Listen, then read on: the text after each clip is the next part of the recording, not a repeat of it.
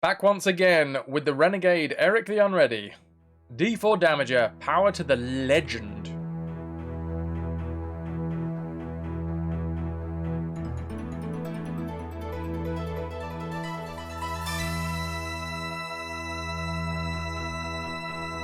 Off. Can we skip through this bit? Oh god, I've pressed escape twice.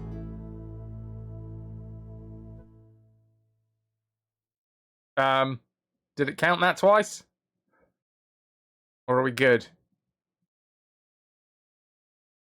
Oh no, it's fine. It only counted once. Cool! Yes, I would like to restore. With the Moonicorn! The puns. The puns.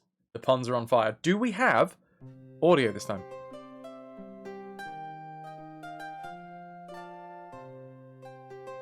A little bit quiet.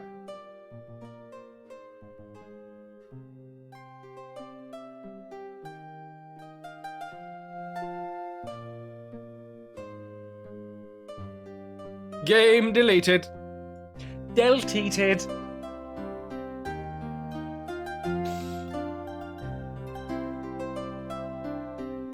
Owly, is the thing still a thing, by the way? You know the thing. Is the thing still a thing? Taco Salad, you don't know if you're ready for this. Oh! Let's have a look at the newspaper. Ah, the thing, Nuke. Nuke doesn't know what the thing is. Nobody knows what the thing is. You and me. Okay, I'm going to read a newspaper.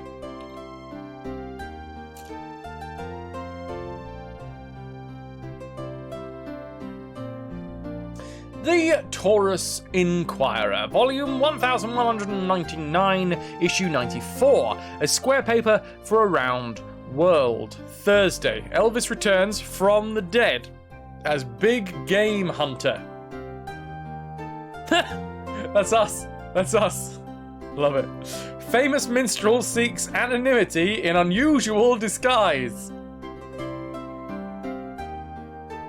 Raz knows of the thing. Okay, he doesn't. How you doing, Raz? Welcome in. How's things? How are you? How are the life and times? How is it being an awesome UK streamer? Anyone wants to know? You need to follow up Raz. Check out that man. Taco knows all of the things. All of the things, all of the time. We have so many awesome streamers in here. Raz, Ananda, Taco, 8-Bit, Nuke. Just all of them.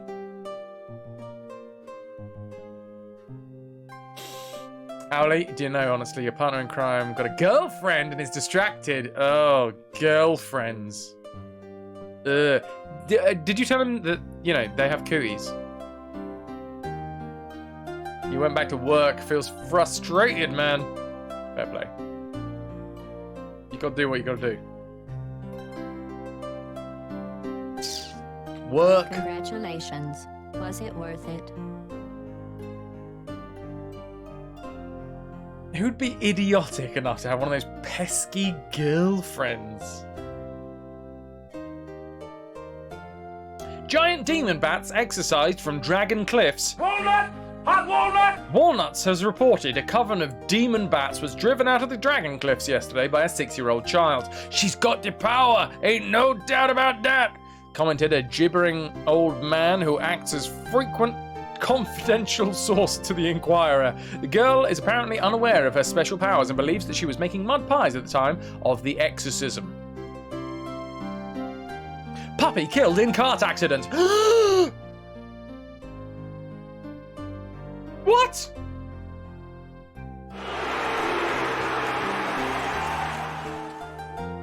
A young puppy was killed yesterday when it was struck by a cart driven by an unidentified two-headed oaf. The puppy was the St. Barkhan's Day gift to a young boy who is said to be heartbroken. According to the well-placed sources, the accident occurred just after noon when the puppy... Oh no, we made him drunk! when the puppy heard the cart coming down the road and rushed out to greet it. The cart struck the little dog and drove off without stopping. The puppy's owner is an orphan. It rushed to its side and cradled the dog in his arms. The dog licked the boy's face once and then he died. You're right, you weren't ready for that, Taco.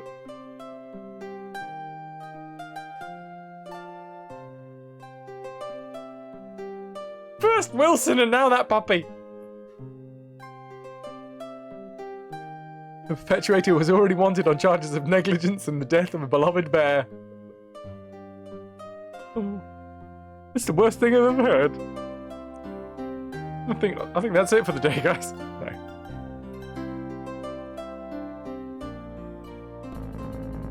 Cardi! You just arrived at a heartbreaking moment. You was just chatting. Yeah, you were, Cardia. A young puppy was killed yesterday when it was struck by a cart driven by an unidentified two-headed oaf. The puppy was a St. Martin's Day gift to a young boy who's said to be heartbroken. According to well-placed sources, the accident occurred just after noon when the puppy heard the cart coming down the road, rushed out to greet it, but the cart struck the little dog and drove off without stopping. The puppy's owner is an orphan. It rushed to its side to cradle the dog in his arms. The dog licked the boy's face once and then it died. Hug that dog! Hug that dog! What were you playing today, Cardi? So dramatic. Yeah, that's what you get when you raid here. Dramatic puppy deaths. To be fair, that wasn't us. We didn't kill the puppy, but we may or may not have made the two-headed oaf drunk in charge of a cart. Do you know who I am? Like a puppy in a wheel, we are on a roll, FrasWhar. It's not funny!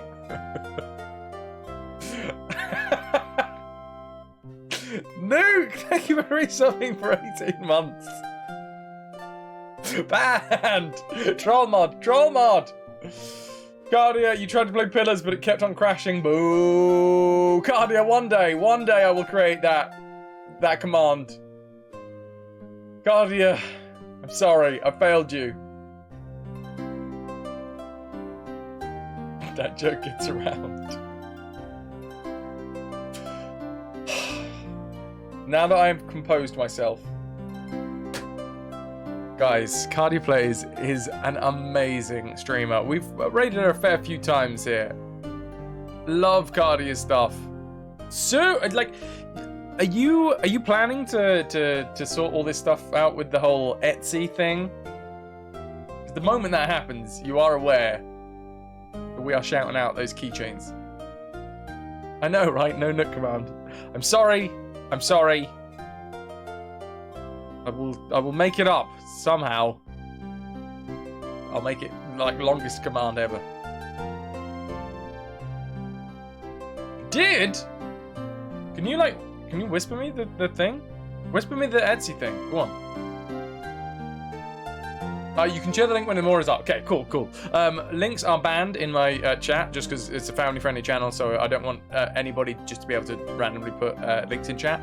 But if you send it to me, I will sort you out with a command. I'm looking forward to my my keychain. I like how we've just left this here. But yeah, Cardia is a wonderful streamer, regardless. And I'm not saying that you should go and follow her, but you should go and follow her. Personal, to the mayor of the people of Hamlin Town, I've still got the kids. Perhaps we can make a deal. PP. Who's this? What's that? What's that one? Pied Piper. Oh, I see. Help wanted. Docile but foul-mouthed flower girl needed for linguistic experiments. Contact H. Higgins. Go on, hit me up with that reference. Foul-mouthed flower girl needed for linguistics experimentation. Oh, is no, don't tell me. Is that oh, educating, that's the one. Eliza Doolittle. Henry Higgins. Pygmalion, My Fair Lady. Okay. I should have known that one. Okay. Taco, thank you very much for the host, dude. Henry Higgins. Kenny Loggins. Moon. Unicorn.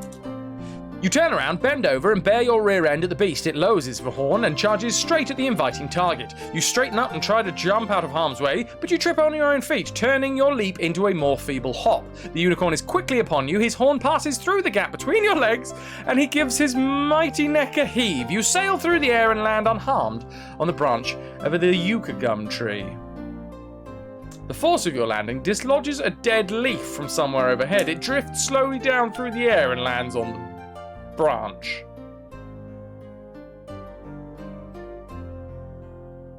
I mean, of course that was the first thing we were going to do.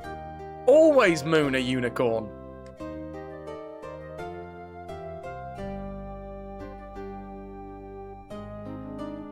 Falling down on my thespian duties, yeah, Medea. I am a terrible thespian. I have seen very little.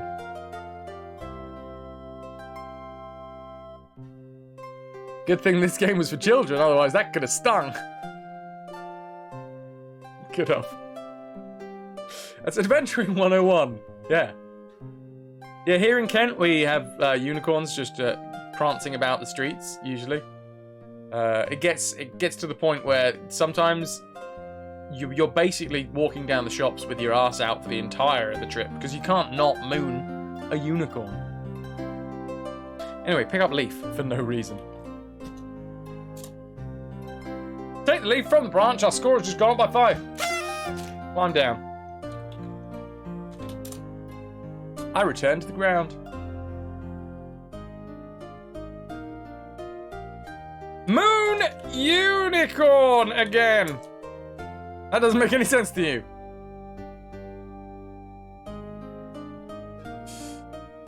BXD, you have your bum out for shopping trips too. Not for unicorns, you just like the breeze. Bums out for shopping trips, as they say. Talk to unicorn. Doesn't it strike you that talking to a unicorn is just a little strange? Not strange as showing it your ass.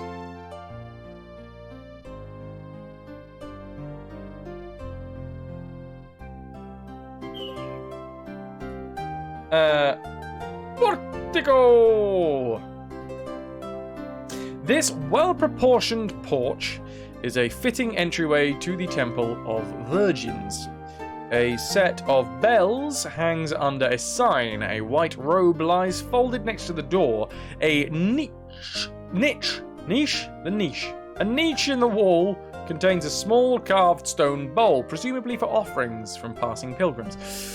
The pasture lies behind you to the east. Okay. Wear white robes.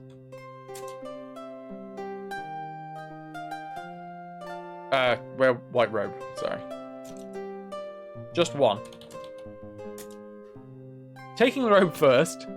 I love it. It's so passive-aggressive, that. The little parentheses. Taking the robe first is what you should have done, but I'm going to do it anyway. You put on the robe. The thick folds should conceal your gender from casual eyes. And with luck, you won't run into anyone who wants to make a more thorough examination. Again, daily occurrence around here. Gotta have your thick folds at the ready.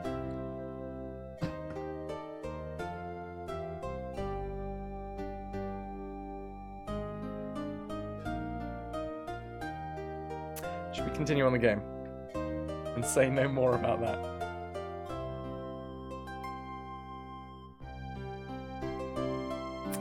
Let's have a look at the bowl, shall we? The bowl is empty.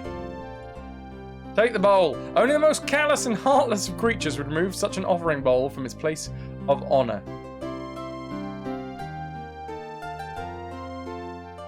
What's this? Look at sign. Welcome to our automated door answering system. If you have come to see the virgins bathing, please ring the first bell. If you are a salesman, please save the game and ring the second bell. If you are a lawyer, please don't save the game and ring the third bell. If you are a virgin who wishes to apply for admission to the temple, please put on the robe and ring the fourth bell. To read this sign, ring the fifth bell. To inspect the architectural plans for hidden passageways, ring the sixth bell. To hear a nice mellow tone, ring the seventh bell. To rescue one of the virgins because she is your daughter and she was kidnapped and brainwashed by a demented cult who intends to make her sell flowers to transportation terminals and then sacrifice her in a horrid and gruesome ceremony, please ring the eighth bell. If you are a group of the Queen's henchmen chasing a suspect, please ring the ninth bell. If you are a male who wishes to apply for the job of serving grapes to the virgins while they are bathing, please ring the 10th bell. Well, I don't know which bell is number 1 and which is number 10, but I don't think you can go wrong with either one, to be fair. Saved? Are you a lawyer? Yes? You must not be telling the truth, as no one who is a lawyer would ever admit it. Therefore, although you are reprehensible for lying, you're still not as reprehensible as if you were a lawyer. So I'll tell you what, you go ahead and save the game.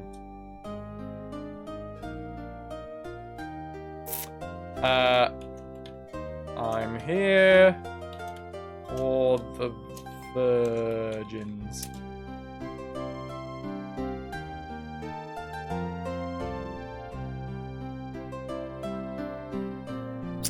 Okay. Which bell, ladies and gents? The tiny one?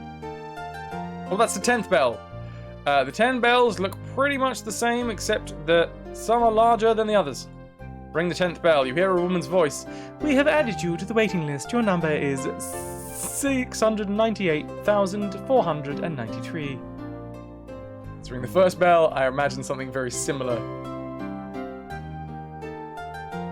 You can, if you want, Epic. It'll cost you, though.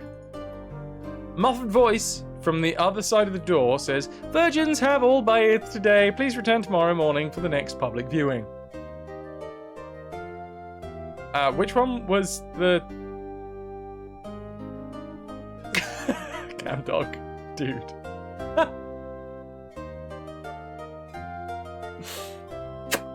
Okay. What am I doing?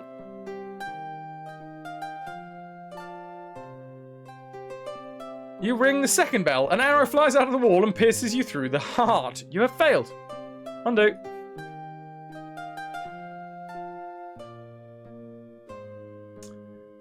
Well-proportioned porch. Nice. Third bell. This is if we were a lawyer. A 2-ton weight drops from the ceiling, missing you by inches. A barrage of poisoned spears flies past you, making a lawyer-shaped outline on the wall behind you. Vipers swarm around your feet but refuse to bite, presumably out of professional courtesy. Breathing a sigh of relief from all the near misses, you sit down on the porch. Just then, a merchant comes up and leaves some coins in the offering bowl, along with a note saying, I overcharged you for my last delivery. Here's a refund. You keel over from a heart attack and die. You have failed.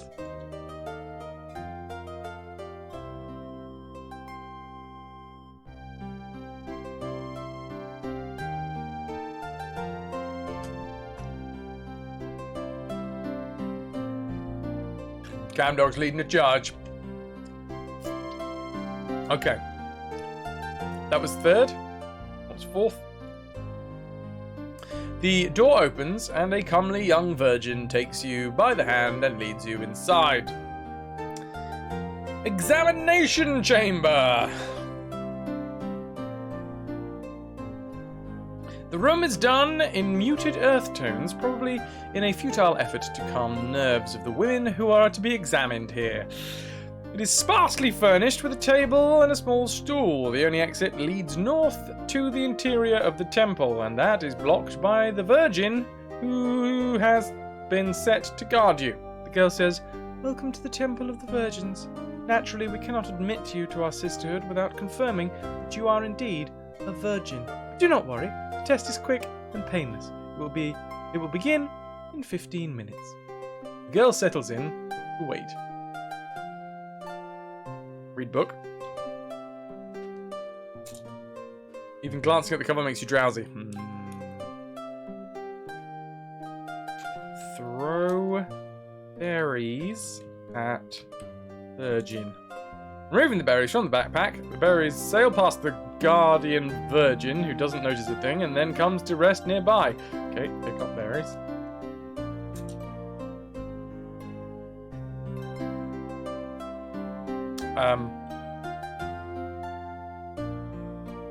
Ring, robe, stake, stool, table, temple, wench.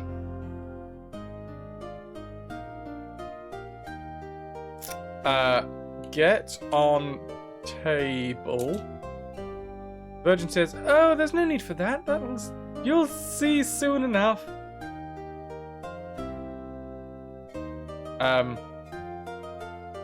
Tuck the junk. Okay.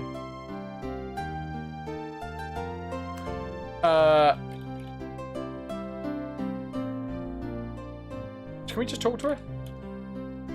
Talk to Virgin.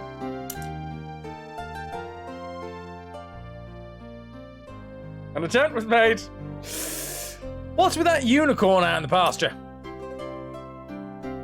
Sometimes I dream about him at night. I wonder if that means anything. Tell me about the test. Oh, don't worry about that. It's quick and painless, especially if you really are a virgin. It's only dangerous if you're not a virgin.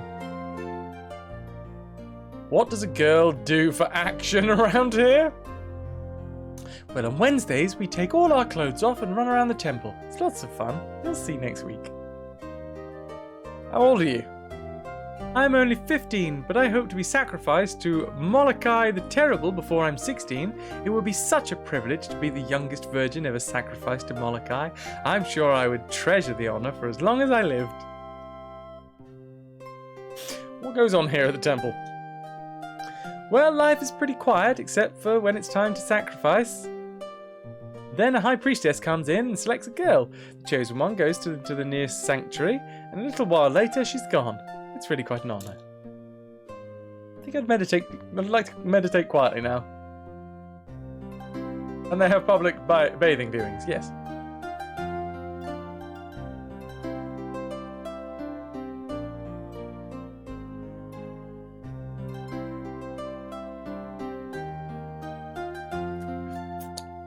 Someone called Child Protective Services.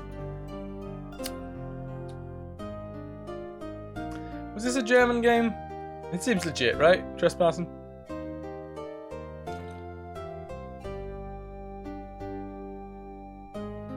Ah, it's going mental. Okay, let's stop that. Hanky. Pocket? Look in pocket. Oh, within your pocket you see a hanky. Take hanky. A hanky panky. No, take pank. No, hanky! Hanky! Take hanky! Good lord, words. Take the hanky from the pocket. Look at hanky. Just an old, ordinary looking white handkerchief. Ring? It's neither shiny nor dull, but halfway between.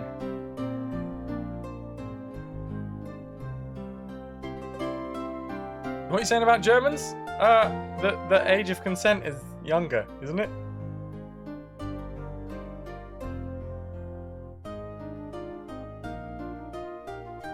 I thought. Nope. Oh, is it not? Who am I thinking of then? Actually, let's not go down that route. Drinking and smoking that I'm thinking of. Ah. Not the age of consenting to be a virgin walking around naked in some baths. Got you. Got ya. Yeah. Backpack berries. Book Dragon's Tail. Whip out Dragon's Tail. You don't need to use the word whip in this game. Okay. Show virgin Dragon's Tail. I have been cloistered here many years. I do not know what to make of that.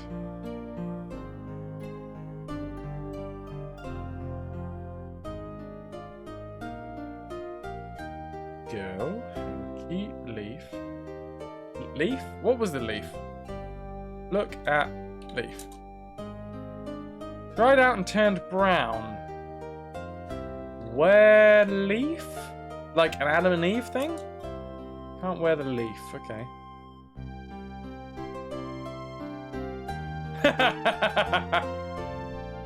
The XD has failed. The female octopus will often eat the male octopus after attempting to mate with her. Do I just teleport through and punch her? More than likely. Quoth myself, to be fair. This is an interesting one.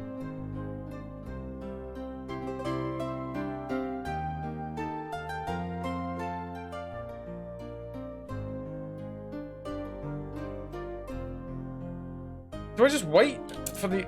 Worked! Do I just wait for the examination? Oh my word! Through the doorway comes another woman with a unicorn in tow. As soon as it sees you, the beast starts bucking and thrashing, trying to attack you with its hooves. After a moment, a woman manages to bring it under control and hauls you from the room.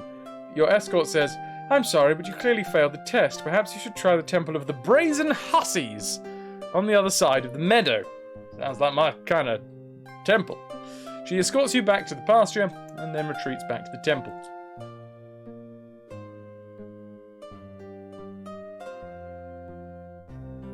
Chat fact 21. Ching Si is often considered the most successful pirate in history, based on the fact that she commanded the largest crew ever assembled, over 300 ships and 40,000 pirates, men, women and children. She entered into battle with the British Empire, the Portuguese Empire and the Queen dynasty.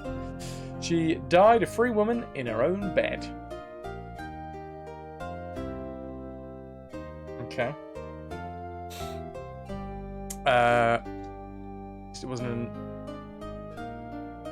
I can't say the joke that I wanted to say.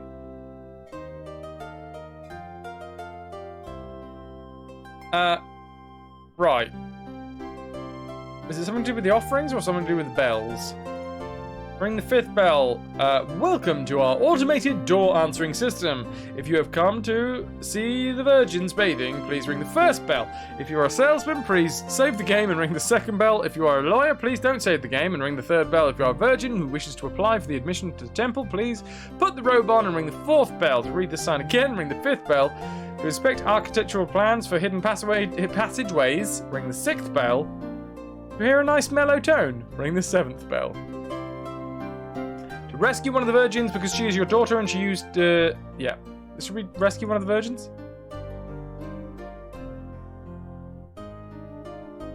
The door opens a fraction and a woman says, "Oh, I think you've come to the wrong temple. Our ceremonies are horrible, but they're definitely not gruesome. That'd be the Temple of the Impalers, just down the road." Door slams shut again. Let's hear a nice mellow tone. Dong! Well, isn't that nice? Ring the 9th bell. A voice comes from the other side of the door. "You're too early! She's not in yet!" Okay. Ring the 6th bell. A complicated blueprint unfurls from above. A quick examination reveals dozens of trapdoors, fake walls, and hidden staircases. Just as it snaps back up, however, you notice in the lower right-hand corner residence of His Majesty Lord Brottish. Need to charm the unicorn somehow so it doesn't react to you. Probably. That makes sense. Probably have to feed it something.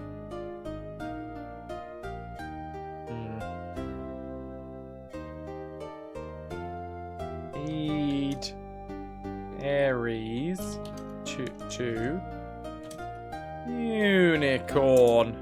The unicorn doesn't appear to be interested.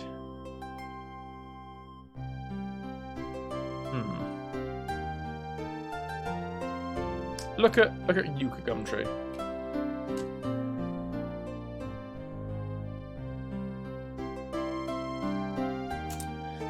The mighty Yucca Gum Tree towers over the pasture, several feet thick at the base and has many sturdy branches. Look at Temple. Temple is a beautiful, classically styled building off to the west. Look at Mount Spa. Majestic Mount Spa, home of the gods, playground of the immortals, fourth largest manufacturer of exclamation marks on Taurus. This is awesome. Guardian, you're off to bed. Good night, dude. You've been a wonderful audience. Thank you and good night. Ciao, ciao, man.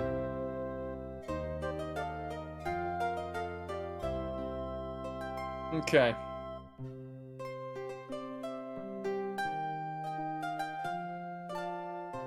Maybe we give the book to the Virgin. Cat Pig, you just got back from the allotment. Last thing you did was water the plants. Guess what started as soon as we got home? A bit of the old drizzle.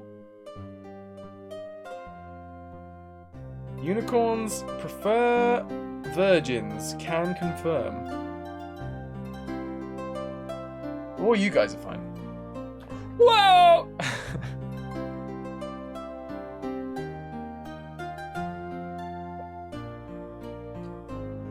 Okay. Why does Snoop Dogg carry an umbrella? Oh, drizzle. Right.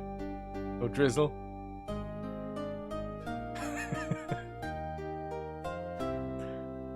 Oh, drizzle! Indeed. Okay. Look at leaves. Nice and juicy leaves. Give leave to unicorn. Doesn't appear. You love that joke? You know who said it? Snoop Dogg. What a legend.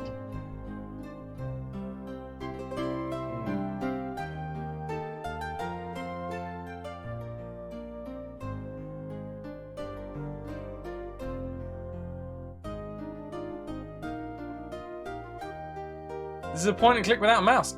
We can get a mouse if we want. They thought of everything. We can go over here. Into the temple.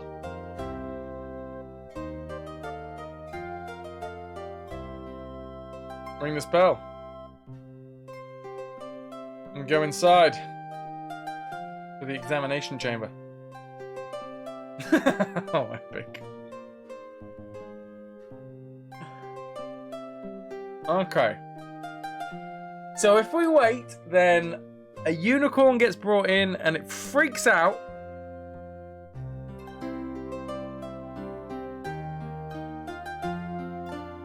So, my idea is give book to Virgin. Thank you, but I'm not permitted to accept gifts. Really?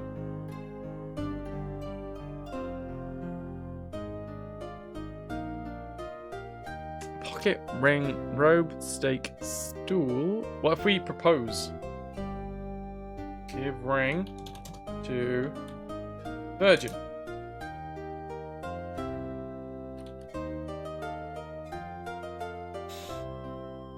So we have a wrench, but that's part of the overarching story. The temple is what we're in.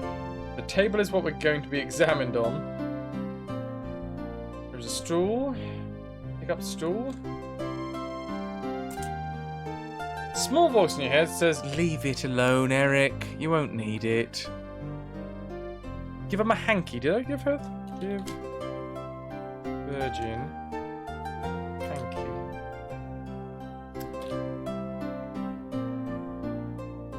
We've shown her the dragon's tail, the hanky, the give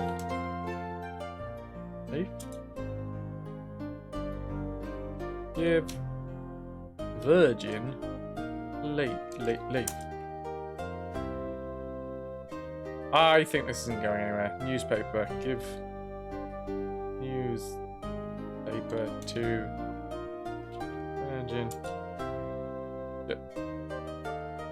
What? She asks you to read the paper to her as you begin to read the story to the girl.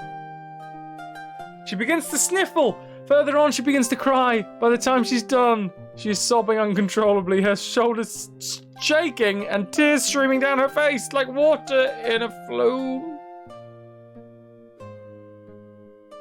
It's the puppy story! We told her the puppy story! Does this mean that we can sneak by? We made her cry! I can't say the joke that I wanted to say. Now we give her the hanky. Give hanky to crying virgin. Oh, okay, fine.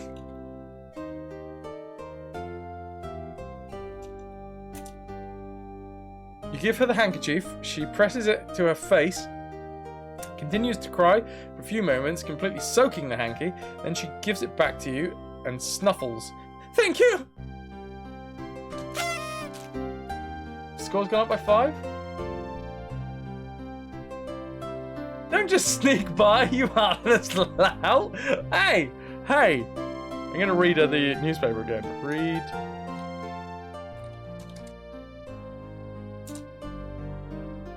I know, I'm still sad about it from last time that you told me about it. Okay, fine.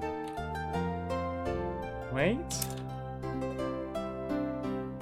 Through the doorway comes another woman with the unicorn in tow. As soon as it sees you, the beast starts bucking and thrashing, trying to attack you with its hooves. After a moment, the woman manages to bring it under control, hauls it from the room. Your escort says, "I'm sorry, but you clearly failed the test. Perhaps you should try the Temple of Brazen Hussies on the other side of the meadow." Everyone was sad. Give hanky to unicorn?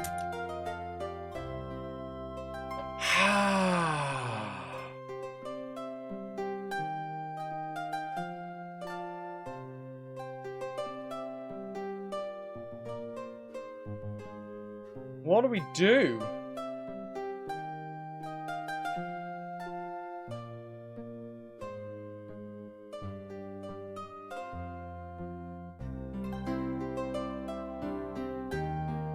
Can you wear it somehow? Smell tears all over you? Maybe. Oh, this is a difficult one. Pitchfork, pocket, ring, stake. Tears. Look at tears.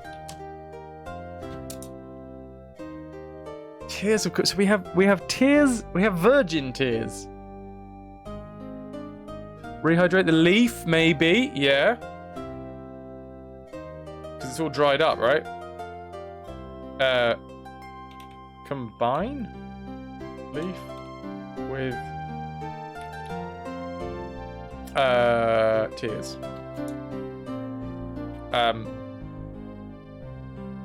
Put leaf with tears.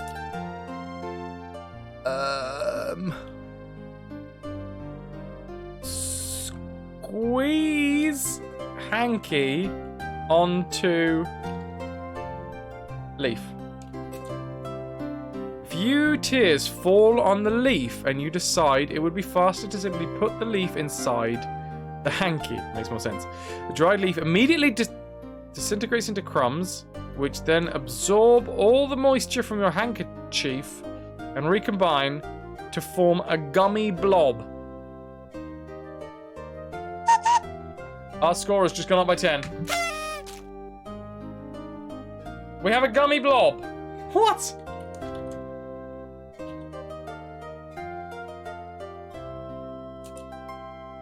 It's an uninteresting grey lump. That's my nickname in school.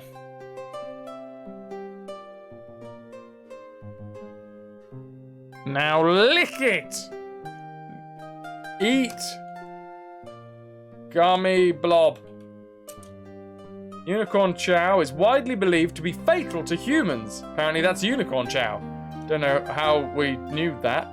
Government scientists believe that this is because everyone who has ever eaten any has died.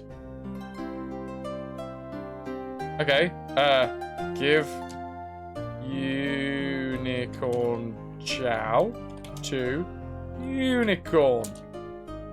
Removing the chow from the hanky first, the unicorn cocks its head to one side as if to say that he appreciates the offer, but that he's not interested right at the moment.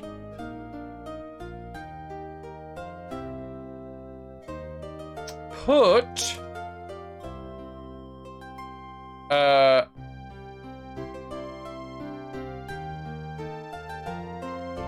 unicorn chow in pocket. Put the chow in the pocket so that like the unicorn will like snuffle around the pocket, which might be like near the crotch, which will make it look like the unicorn's checking, and then it'll be like really happy because it gets a free bit of unicorn chow.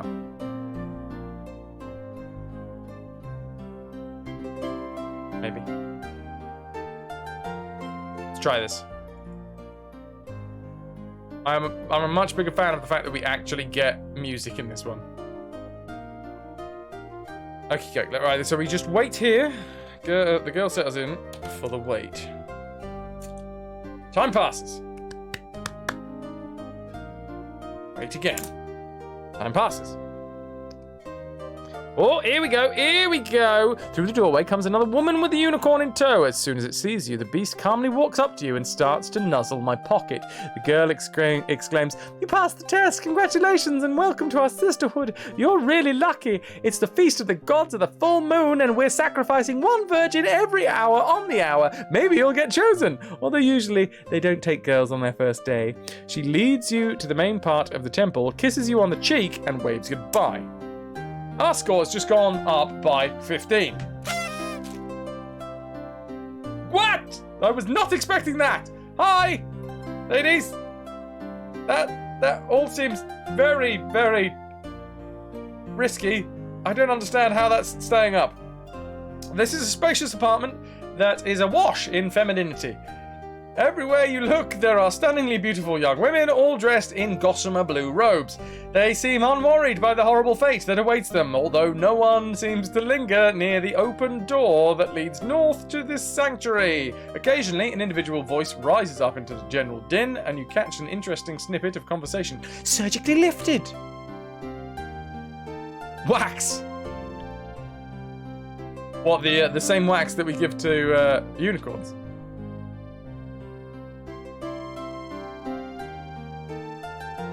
No one tries like Gaston, makes girls cry like Gaston, uses tear-filled blobs filled with lies like Gaston.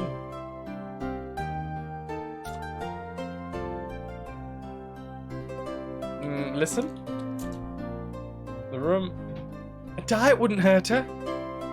Listen. Not original equipment, if you know what I mean.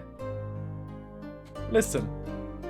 Haven't seen any unicorns walking up to her recently. Listen. Fooled the unicorn somehow. They're talking about me.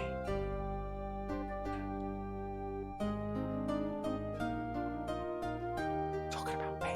Family friendly, Lima.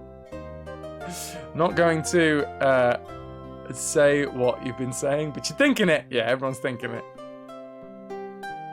You only use OEM parts to keep your warranty. These are conversations that women have all the time. Wait. That wasn't the one I wanted to press. Aaron!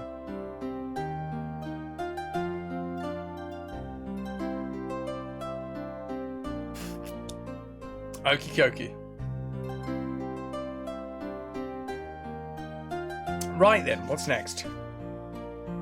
We can either go back to the previous room. Let's try. Oh wait, we can listen some more. We can listen some more. We haven't gone all the way around yet. At least that way he can't fall off. A diet wouldn't hurt her. Choose her nails. A little too friendly, if you know what I mean. Doesn't seem like it would be a fate worse than death. Wonder about her and that unicorn.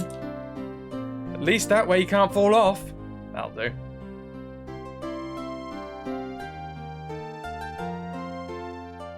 Oh, cat pig.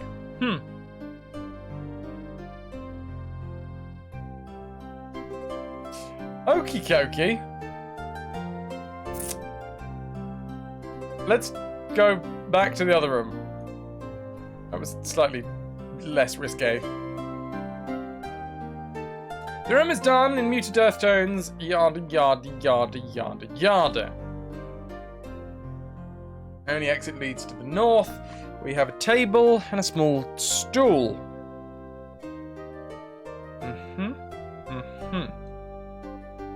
What are we actually looking for here? I've forgotten. Let's consult my bits. We've done the raw steak of eternity, which was the third of 5 items that we needed. We're looking for the crowbar of the apocalypse in the mountain of the gods.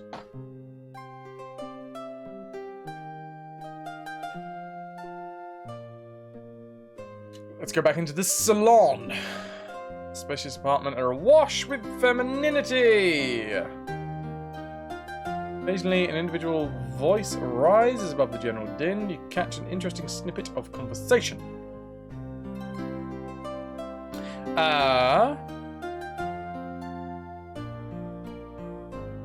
Look at fountain. It's small.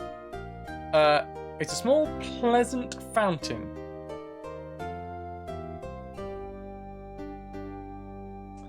Look at ferns. Don't need to use the word ferns here, okay. Let's get our pointer out, ladies and gents. Talk to virgins. Is anyone here a farmer's daughter? Come to think of it, no. Perhaps they're just not interested in religion. They say in unison, apparently. What would you do if a man came in here right now? We would firmly but politely ask him to leave. What are the sleeping arrangements here? Oh, we just lie down on the floor and cuddle up with whoever's nearest. You'll find out tonight. Why are your robes so much more revealing than mine?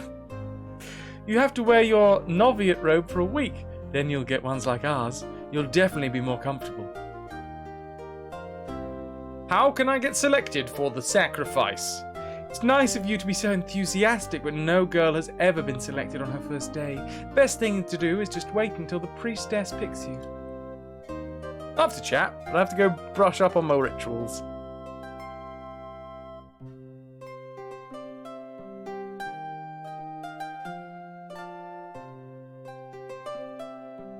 Papademos.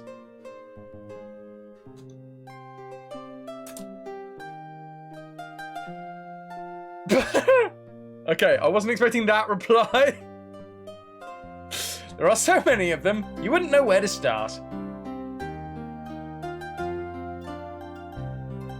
Why do we want to be chosen for the sacrifice? I don't know. I want to go deeper into the sanctuary. Oh, God. The great and terrible visage of the god Molokai takes up the entire north wall of the sanctuary. The terrifying eyes seem to follow your every step. The lips are open with a horrible grimace, revealing sharp teeth that are clenched shut. Against one wall is a vat of sacrificial wine. The only exit is to the south. Awesome music is awesome.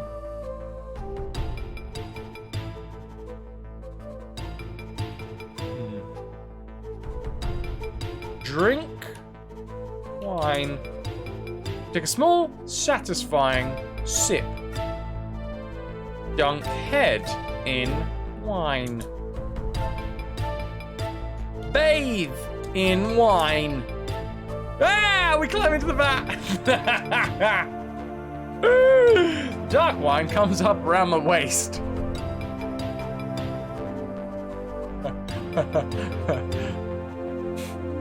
I don't know why. Well, now that robe is ruined. It was lovely white.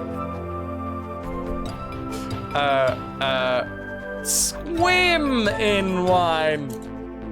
I'm already in the vat. Now, can we dunk? Oh no, we can't use the word dunk. Hold breath. Okay. Lie down? Floor doesn't look very comfortable. You're in a vat of wine! I think I've jumped ahead slightly. I feel like this is actually what we're supposed to do. Drink all the wine! Chug, chug. Chug. Chug. Chug. Chug.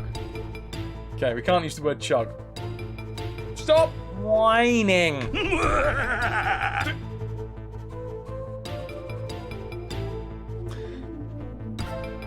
Okay.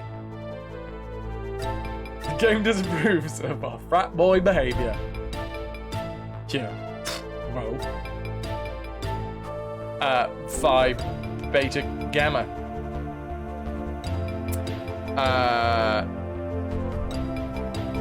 Get out of wine. Climb out of the vat. Oh, did it change the... Tugboat! Eric is a simple country boy who can't chug. Stop bullying him. Shut up, Tug. Chug, chug, chug, chug, chug, chug, tug, tug, tug.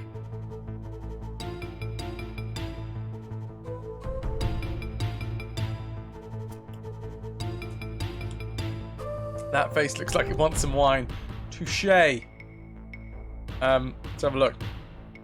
How you doing, Tug? Guys, Tugboat is the only person out of the entire Nook who you shouldn't follow, by the way. Just not, it's really not worth it. Really not worth it. We cool? We cool? Yeah, we cool. Agreed! It's a Bordeaux collie! You've trained your dog to bring you a glass of red wine! Oh, just too good. Stop. Ignore the streamer. Stuff in your face trying to keep the kids kicked out of the house because the sun is out. The sun was out here for the last like 4 or 5 days, and then today, just terrible weather. Came in from nowhere. Look at the bushes. The bushes were only planted for decoration. Look at Molokai. Molokai is the god of impacted wisdom teeth. His looks reflected this. Okay, look at the eyes. Look at the eyes, look at the eyes, look at the eyes, look at the eyes. The trees are all dead and dying. Wait for something wild. Okay. Can I take one of the teeth? Take a tooth. I don't need to use the word tooth in this game. Thanks to Vikos, we are raffling off a copy of The Darkness 2. It is a Steam code for anyone that is interested. ! Raffle and then a space and then however many tickets you wanna buy with your plunder. From 1 ticket, which will cost you 100 plunder, to 15 tickets, which will cost you 1500 plunder. You need to get yourself a Corker Spaniel to help with the Bordeaux Collie. Oh. If you're already following, should you unfollow? Yes. Yeah. Yeah, I mean, just... You know what? There's a bar on Twitch. Just nowhere near, you know. Love you, dog! See, that's the kind of joshing, you know, roughhousing. Ignore Fraz, yes. I'm not joshing. I'm, in fact, Allening. I'm going to get in the tub again. Get in wine. Climb into the vat. So, my mouth is full of pizza, sir. There would be words otherwise, not crumbs. Oh, I want pizza. I'm going to wait in here. Yeah! You hear the priestesses and her acolytes enter the salon. The acolytes enter the sanctuary, grab you by the arms, and drag you back out to the salon. No! The wine! But the wine! The high priestess raises her arm, index finger pointing dramatically at the ceiling. She slowly lowers it until her quivering finger points directly at one of the virgins. The acolytes seize the girl and drag her kicking and screaming into the sanctuary door. They push her through and the door slams shut behind her. The priestess and her minions leave as suddenly as they came in. The remaining virgins in the room stare ashen-faced at the door, waiting for some sign. Good lord. Of what's happening on the other side. T-Rex, how you doing? Oh, everybody's upset. Nobody liked that. This is a spacious apartment that is awash with femininity everywhere you look. Can I get in the... Get in... Fountain. Now is not a good time for a dip. Not that I think you're a dip, you understand? You just mean that you might get in over your head. Not over your head, as in completely lost without a clue, of course. I mean, all wet, but not the kind of all wet that means... Never mind. Just stay out of the water. God damn it, one day! One day I'll create the Nook command. Genkan, blame BXT. She was the one that told us to play this game. I did not know this was going to be in it. And also, chat never stops being family friendly. The game, well, you know.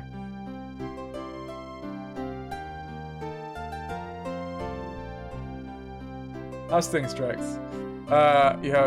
You have to sleep. Please lull you to sleep. I mean, to be fair, this is a good tune to drift off to, right? I'm very confused. Put berries in fountain. An arm comes out of the water and catches the berries. It hesitates a moment, as if looking the berries over, and throws them back to you. Gives you one finger salute, and then disappears back below the surface.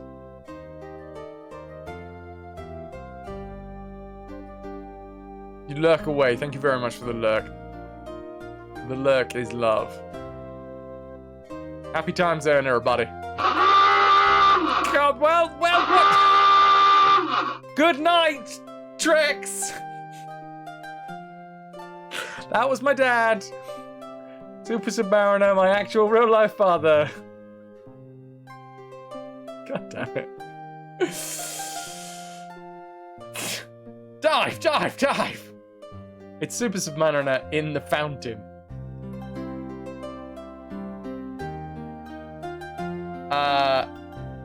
Chow? Look at Chow. What the hell is the Chow? Oh, is that the unicorn Chow? Uninteresting grey lump.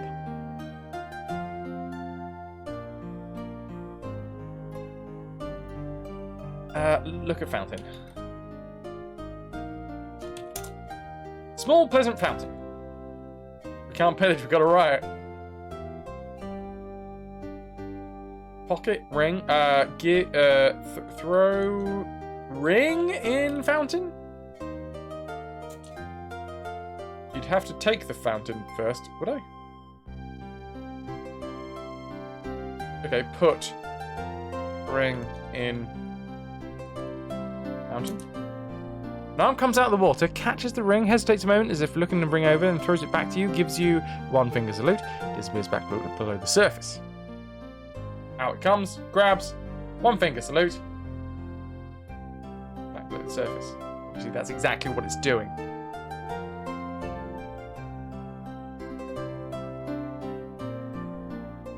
Alright.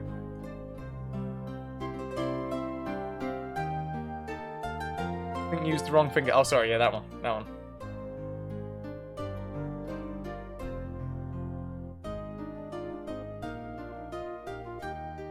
Okay. Didn't you need water to get a sword? Oh, the banana! Banana! Do we have the banana? Anytime we need water, we can put banana in the water. I've forgotten exactly what it was.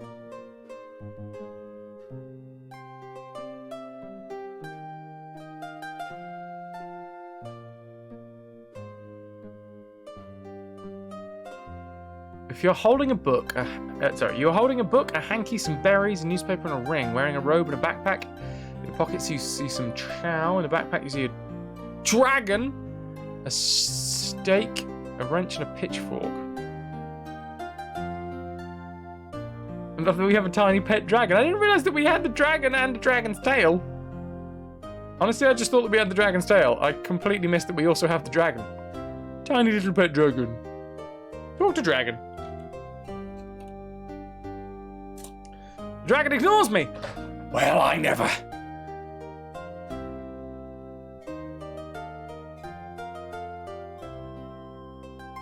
Talk to virgins now? Virgins are too preoccupied with what's going on behind that door to pay any attention. Listen at door. Listen to door. The room has fallen deathly silent. Look at door. Kind of door that you can tell means business just by looking at it. Doors to Swiss bank vaults could take lessons in solid from it. The moment the door is closed, the silence is broken by a blood-curdling scream from the sanctuary. The door slowly opens, revealing that the holy room is empty, save for a few wisps of smoke. The ashen-faced virgins stare at each other for a few moments and then slowly resume their conversations. Show ladies my tiny dragon. Okay, show virgins my dragon. There doesn't seem to be a dragon here. I got a dragon in my pocket. I got a dragon in my front pocket. Actually, no, it's in my backpack. I've got a glob of grey goop.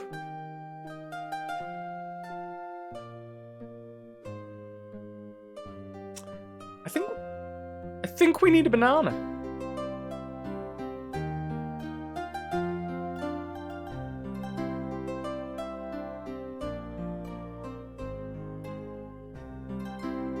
Or a sword.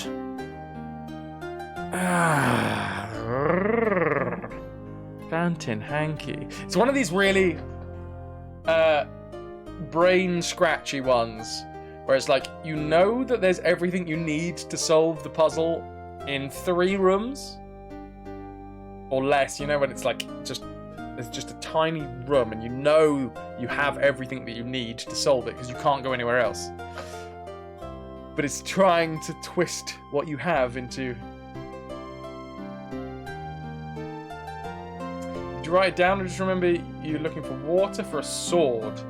It was, so we pulled a banana out of the stone and then we threw the banana in a lake and that did a thing. Maybe that's how we exit this realm? I don't know.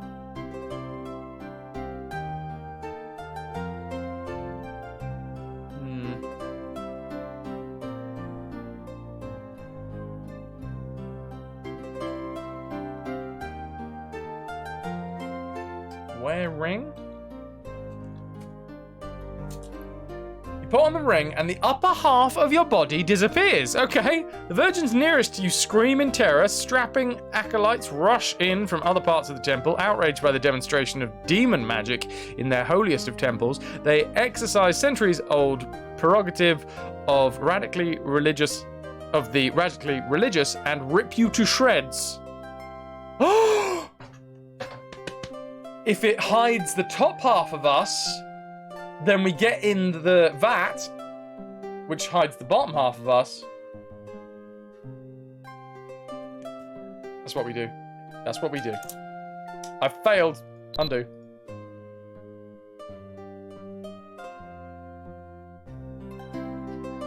Cool. Okay. Science. Definitely science. You're unable to budge the enormous door. It's not open!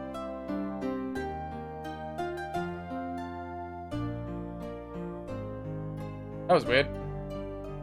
Is this what madness looks like? Yep. And sounds like. The only exit is to the south. Drink from the vat. Get in the vat.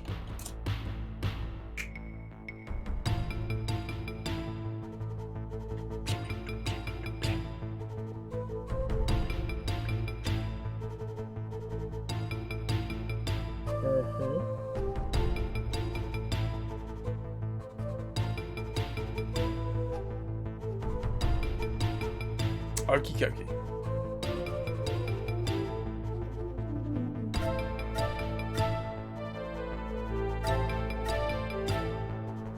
So we need to wear ring. You put the ring in your upper half of your. You put the ring on, and the upper half of your body disappears. Given that the lower part of your body is obscured by the wine, you're now completely invisible. Now just wait, and wait some more. And wait some more. And wait some more. This feels... Okay.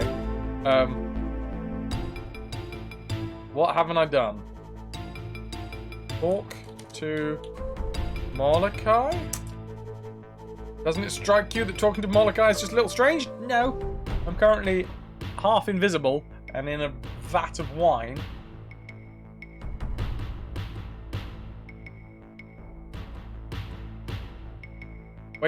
Wait. For the hour? Oh, it was on the hour! You know what? You're right, Grelskar. You hear the priestess and her acolytes enter the salon. The acolytes enter the sanctuary, conduct a brief search, and then leave again. Moments later, a young girl is flung into the sanctuary, onto the sanctuary floor, and the door slams shut behind her. Okay. Talk to girl. The girl looks around wildly, trying to figure out where the voice came from. Okay. Remove ring. You remove the ring, and the upper part of your body becomes visible again. The girl screams in terror, but nobody on the other side of the door seems to care. Talk to her.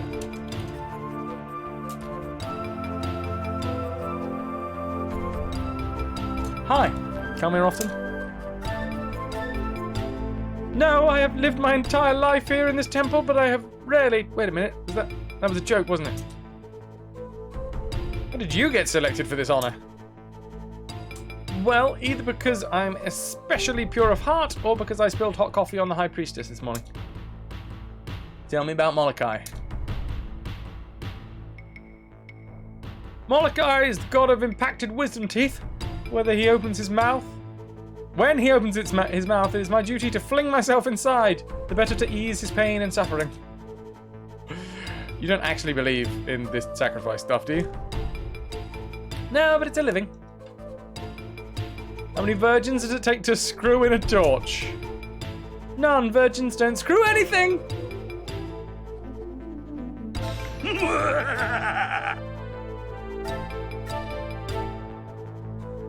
Thanks for chatting. I'm blaming you, BXT.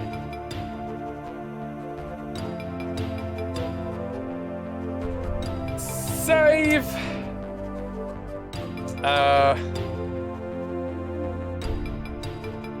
Up to our... Wait, which one's... Waist in it. That's that. That's the correct waist, right?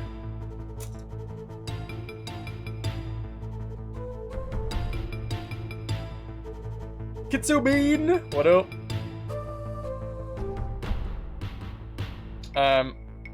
That you've been lurking here, but the terrible joke drew you out. That's how we get you. That's how they get you. Okay. Wear ring again? Put the ring on and the upper half of the body disappears. Given the lower part of your body. Okay, yeah, and then wait.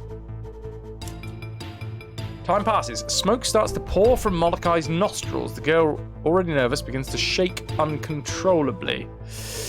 Can we, like, put some stuff up his nostrils? Stuff hanky in nostrils. You can't put the hanky in Molokai. Fire pours out of Molochai's eyes. The girl gets a wild look in her eyes. Throw wine on in eyes? Which eye do you mean? Molokai or the eyes?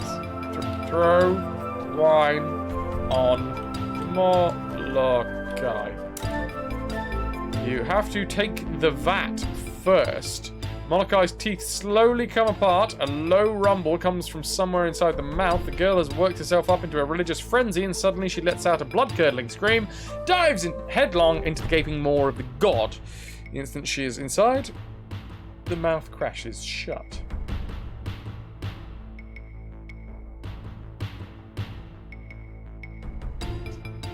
Interesting. Now, was that because I put the ring back on that we were just watching that?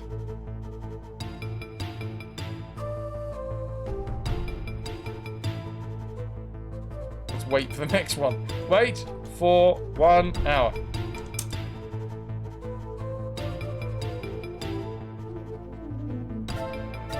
No.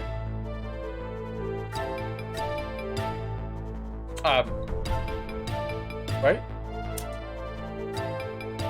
What the? What?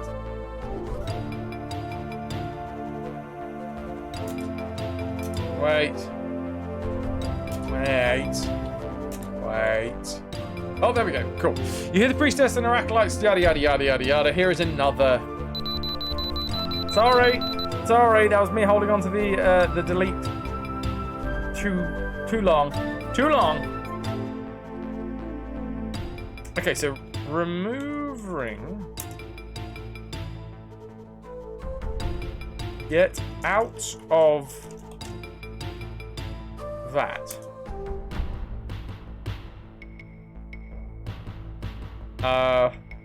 Well, we couldn't do this before because there was too many of them. The girl is too busy having hysterics to let you kiss her. Happens every time.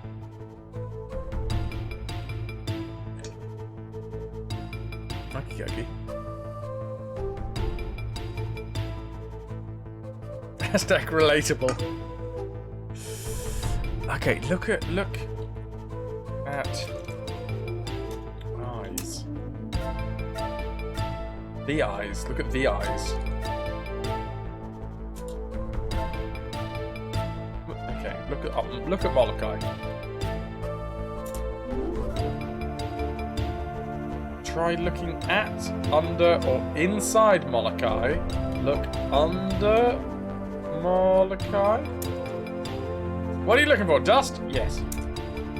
Well, you're certainly not going to find anything else under there. Okay, fine. Harumph. Look in mouth.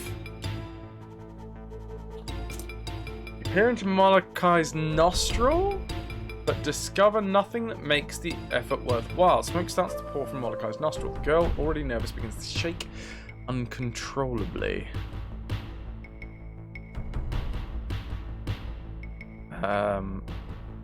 Put dragon up nostrils. Nostrils?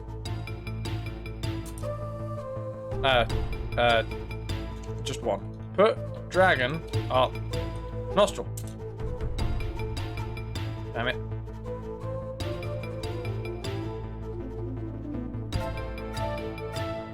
Oh, steak? No. Ring? No. Robe? Pitchfork, Molokai, me, hole? Look at hole. Which is, what? Look at hole. Statue's more is terrible to behold, and its dad isn't anything to write home about either. Fire pours out of Mordecai's eyes. The girl gets a wide look in her eye. I assume we need to, like, stop her from sacrificing herself so that we can jump in.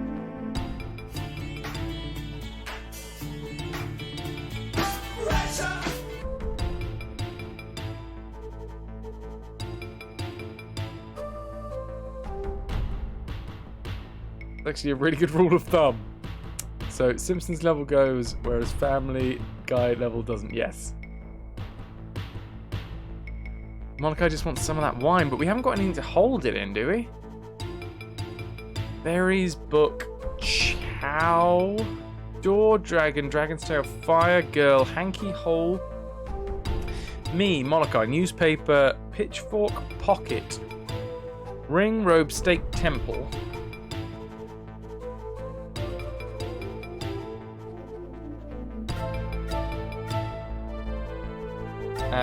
Just have a look what else we got. Vat, wrench. Like, we got nothing to put the wine in. Pick up wine? I mean, I'll try it, but I don't think... Because we couldn't pick up water at the start of the game without a receptacle. You can't take the vat. Molokai's teeth slowly come apart. A low rumble from somewhere inside of his mouth. The girl has worked on herself. Okay. Get in vat.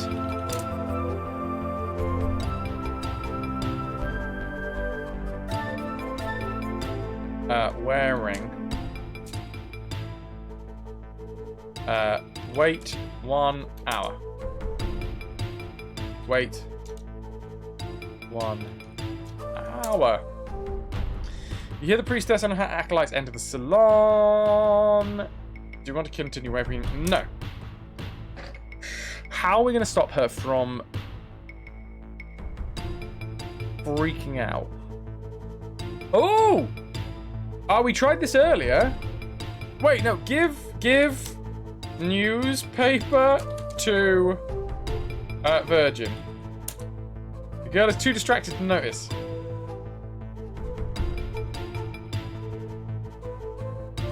Feed steak to Molokai, like in Monkey Island. We need that.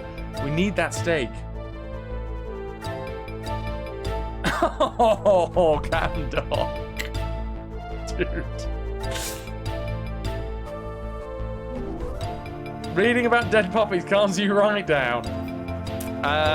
Give book? Can we put to sleep like that? Read book. No, because we haven't got anything.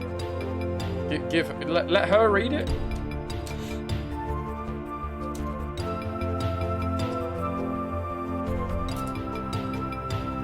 Get out of the vat first and give the book to the girl. At first, she is too hysterical at the sight of you to even notice that she's holding anything. Then, slowly, the book's tedium seems to reach out and start to calm her down. She glances at the cover and takes a complete lack of anything interesting, anything interesting thereon. She listlessly opens to the table of contents and sits down on the floor. She turns the page and gazes at the preface for several moments, her eyelids drooping. By the time the girl gets to chapter 1, she's lying on the floor. You see her lips form the words, "In the great days of Baldur," and then the book falls from her hand and she's out like a light. Score goes up with 10! Take book. Thank you, BXT, for the singular bit. Put her in vat. Put Virgin vat. You'd have to take the sacrificial virgins. Take Virgin. Wait, that's You can't take her. Okay, you can't take her. Racing! This game mocks Baldur's Gate even though it's older. Time traveling.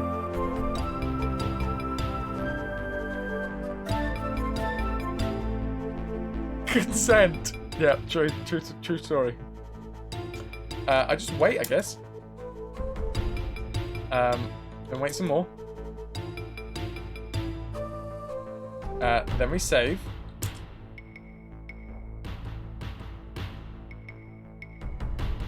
Passed out virgin.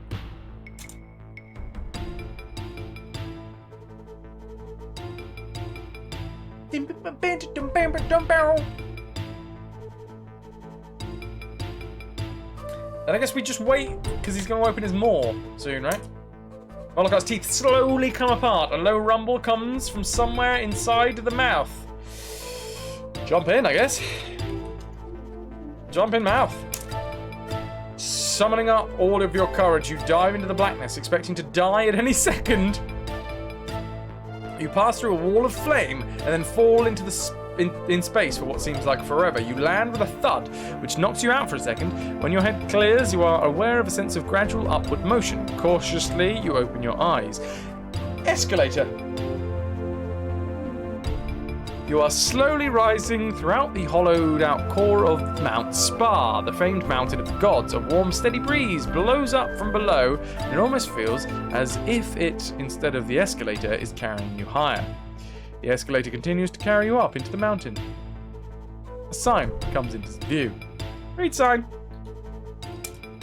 Please keep both hands inside the escalator. The gods will not be responsible for personal injury. You pass the sign, rising higher and higher all the time.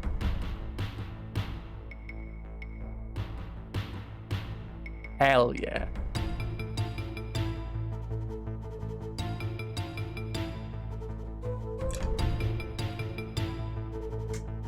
Okie dokie.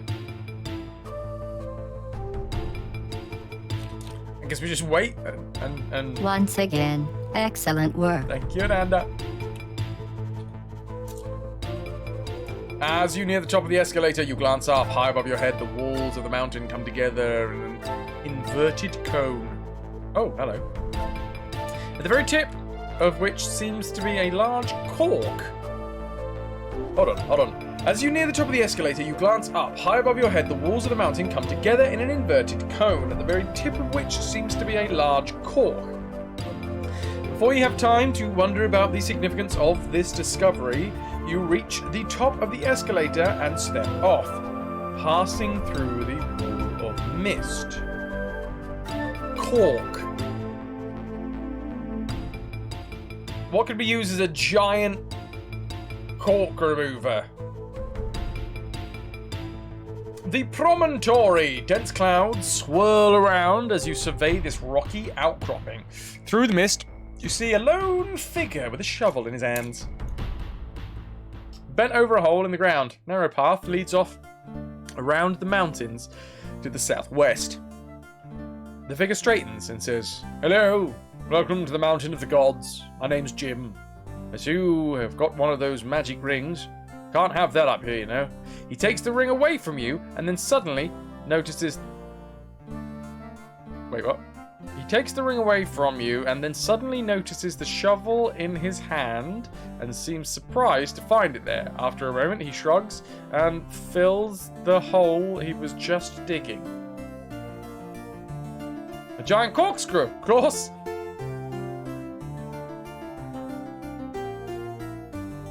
Jenin, I'd have thought it'd be more dangerous to put your hands inside the escalator. Touché. For a bubbly pool and some mints. Your story, Fernanda. I like it. Our Sisyphusian. Sisyphusian. So he's constantly digging and filling a hole.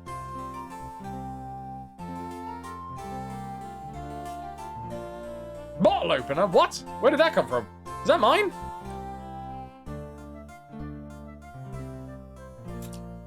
The bottle opener hangs from the god's neck. The god looks up and says, "Hello, welcome to the Mountain of the Gods. My name is Bob." He glances down at the shovel in his hand and seems surprised to find it there. After a moment, he shrugs and starts digging again. Seems to be changing who he is.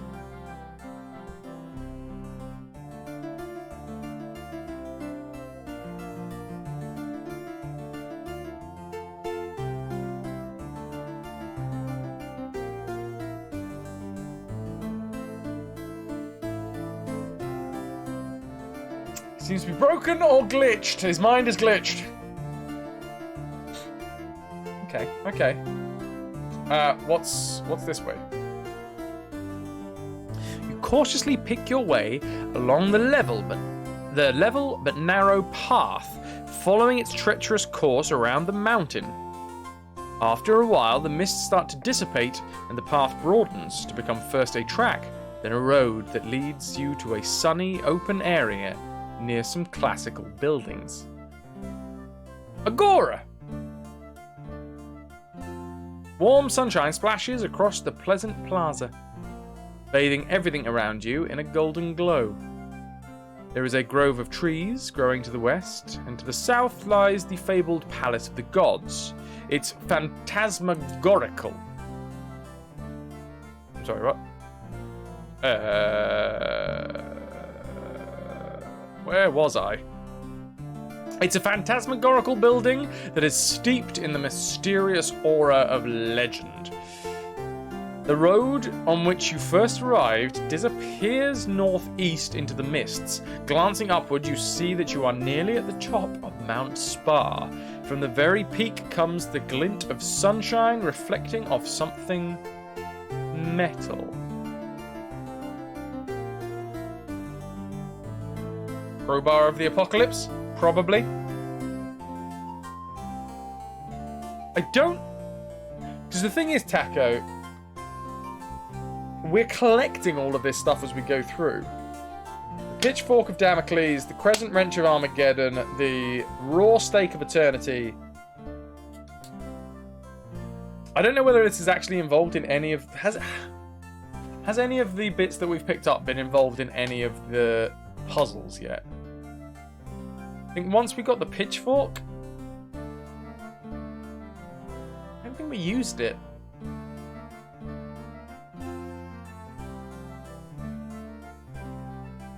No, I don't think so. I mean, we can give it a go, obviously, but I'm thinking that all of the things that we need for the quest, we can't use as puzzle solutions. That's what I think, anyway. I tried to stab the chef, and it didn't work. What a damn shame. Okay.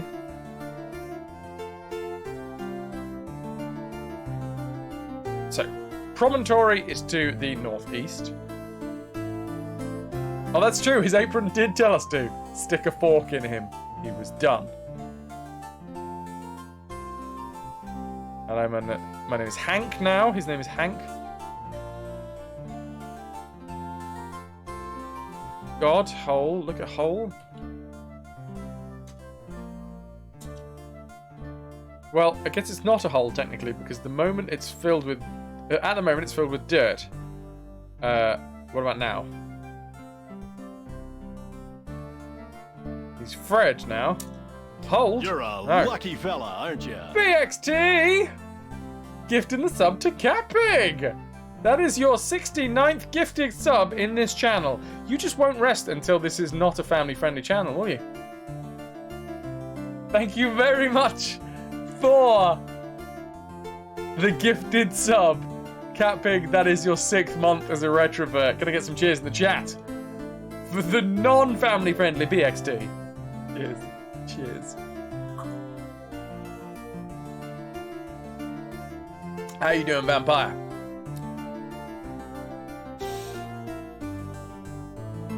Okay. Look at hole. Do you know who I am? This raccoon! Dude! Well, that's very, very kind of you, too! I see what you're trying to do. See what you're trying to do. This raccoon, thank you very much for resubbing 30 months. That third decade. Cheers, dude. And Cam Dog, thank you very much for the 69 bits. Cheers, guys. Cheers. Not that raccoon. This one. If you got him, cheers him. That's what I say. If you can't... Oh, no, you can't get close enough to get a good look into... while the god is standing over the hole, the god looks up and says, "Hello, welcome to the Mountain of the Gods. Your name is Jim."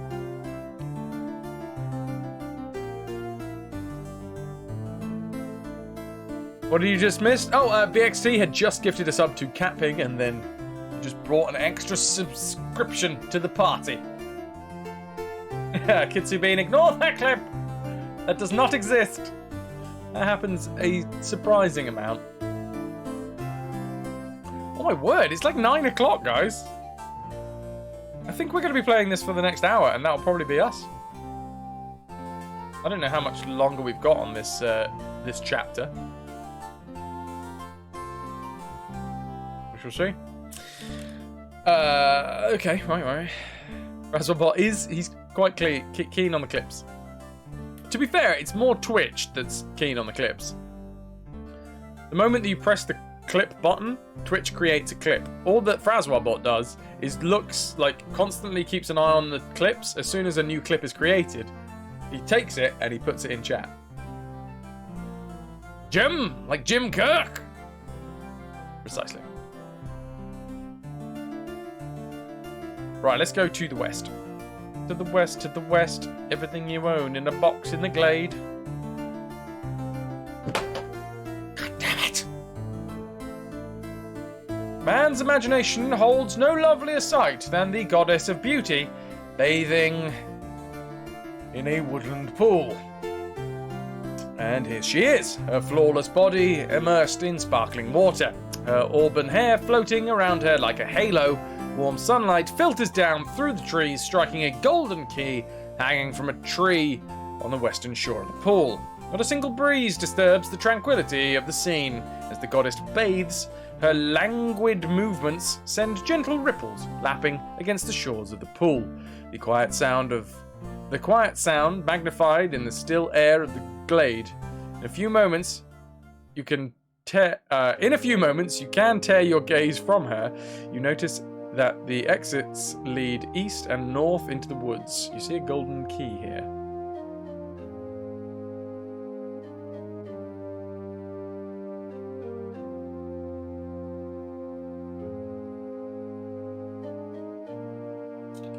We might be putting the age rating of this one up a little bit. I don't think it is PG-13.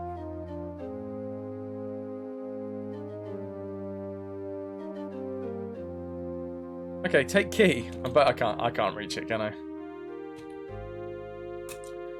The key is on the opposite shore of the pond. You can't reach it from here. Talk to goddess.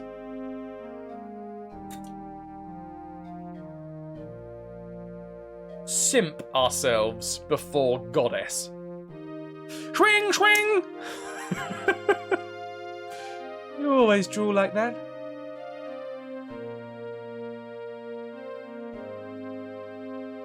Would you like to go out with me next month?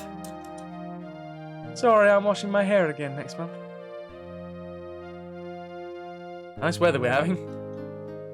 Oh, it's usually nice up here. The breezes are always warm and gentle. Step on woman. Use woman as stepping stone. Tell me about that key. I don't know anything about it, except it's been there for ages.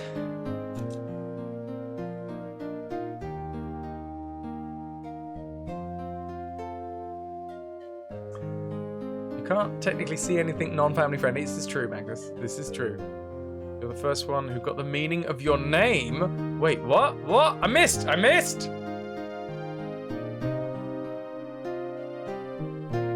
Not that raccoon. This one. We're okay. We're still PG-13. We're fine. We're fine. US people, this is an R+. Okay. How come it's so warm, even though we're fairly high up on a mountain? Oh, hello. Let's try that again. Perhaps you have mistaken me for the goddess of brains, who's bathing in the pool next over. Brains doesn't mean that you don't have beauty. Come on now, game. Look behind you, a giant snake! It's got 3 heads. I've just seen what the next question is. Silly mortal, there are no snakes on this mountain. Where's your other hand? None of your business. Now put your tongue back in your mouth and be on your way. Well, this has been a titillating conversation, but I'm afraid I must go.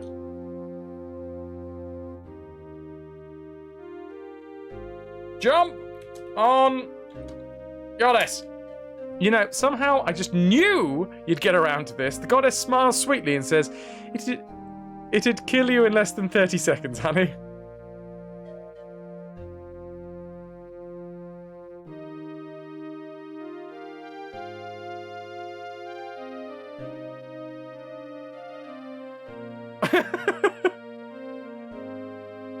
Okay.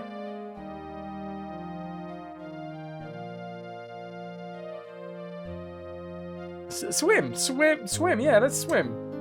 Swing. The nearest hint of disapproval from the goddess is enough to stop you in your tracks. Be not so bold, mortal, she says, lest your impetuosity lead you to grief. Okay. Fine. West. The merest hint of disapproval from the goddess is enough to stop you... Wait, what? North?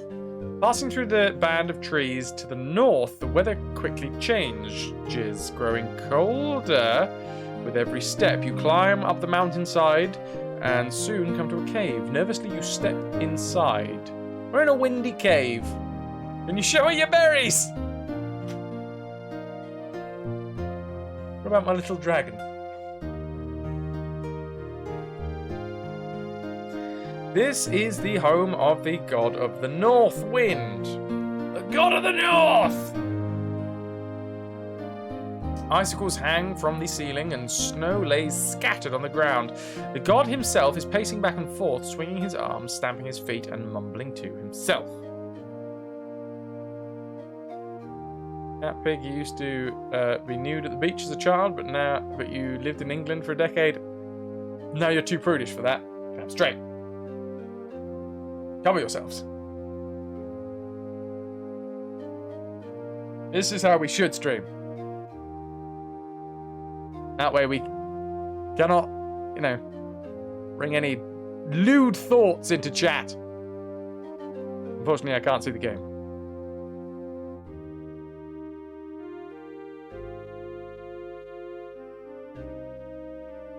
Fanyo, how you doing, dude? Now I look like a ghost. Yeah, like a plaid ghost. The best ghosts are all plaid. Okay.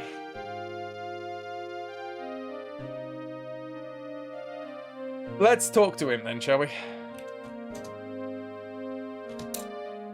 The god is too preoccupied with his muttering to talk to you. Break off. Icicles? Please say that. Break icicles. BXC with 100 boots! Back under that sheet, lest we all lose control of ourselves. Fair enough. I'm really unsure as to what we're doing now.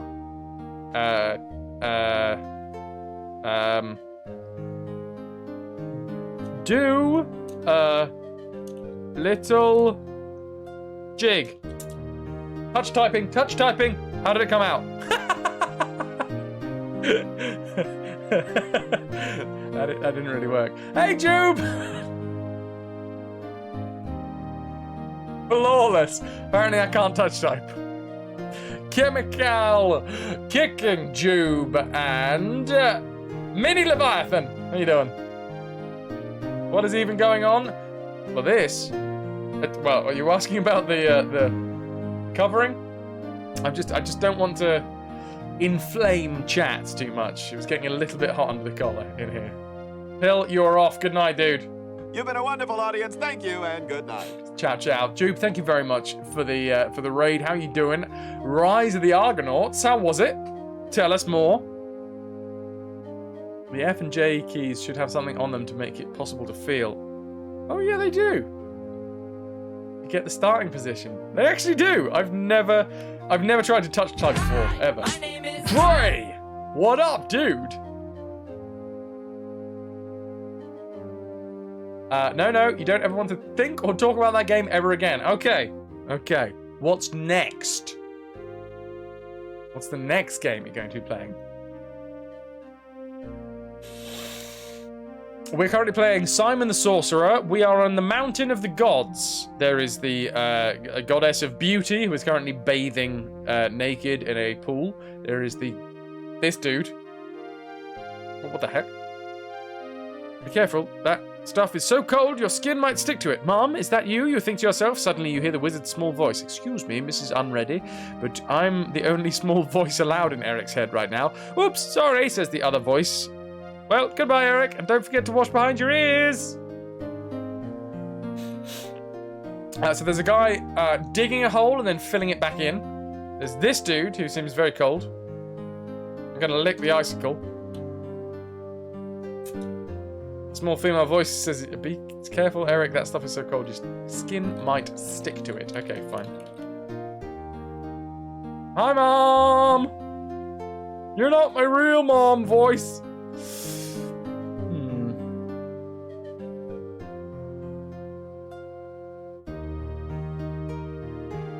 Okay. This guy's preoccupied. God is too preoccupied with his muttering to talk to you.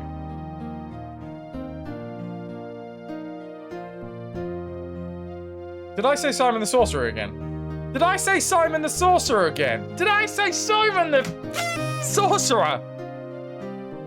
Eric the Unready. Hey, mortal, calls the god. Do me a favor and take this note to the palace of the gods and give it to Morty.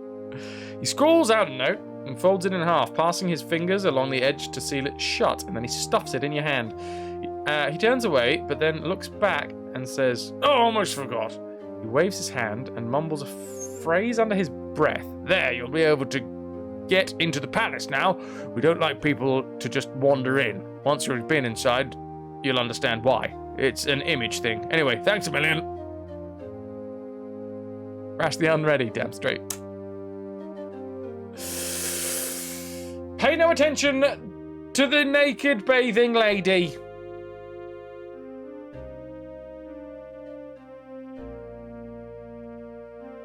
We're just passing through. You said Simon the Sorcerer, like some sort of streamer that's unready for streaming.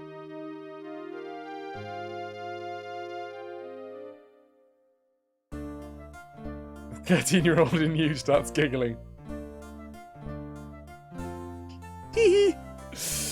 You walk up to the facade and then keep walking right on through it. Lobby.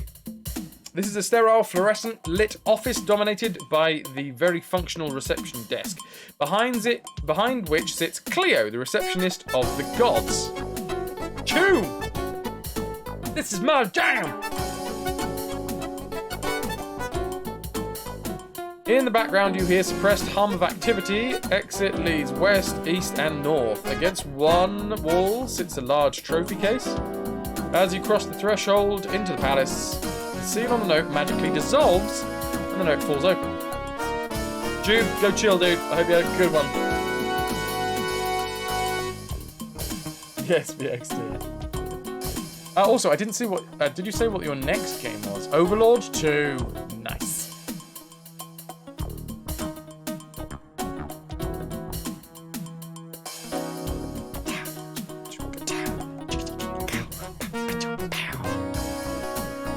Oh, look.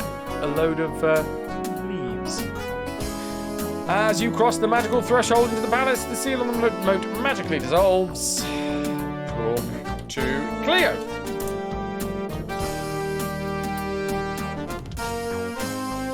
Hi, I'm Eric the Unready, mighty hero. Definitely not Simon the Sorcerer. Well, you're half right. I'd like to see Morty, please. He's a busy god. He only sees people in business. On business as well. Tell me about Valhalla Industries. Well, it's Morty's brainchild, really. He was just the first to realise how much money there could be in a god's business, so he sold franchises, established new deity positions, and set up a merchandising department. All for a percentage, of course. He ploughed some of the profits back into R&D, and a couple millennia later, voila! Here we are. Why do the gods like bowling so much? Oh, it's just a fad. Give them a few more thousand years, and they'll move right on to something else. Would you like to go back? Would you like to go out with me next month? Sorry, I don't go out with mortals. Just when you're getting into them, you know, they croak. You can get back to your calls now.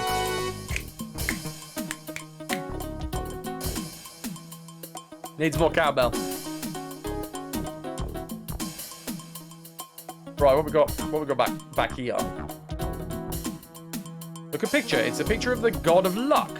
Above is the caption, Valhalla Industries, Employee of the Month.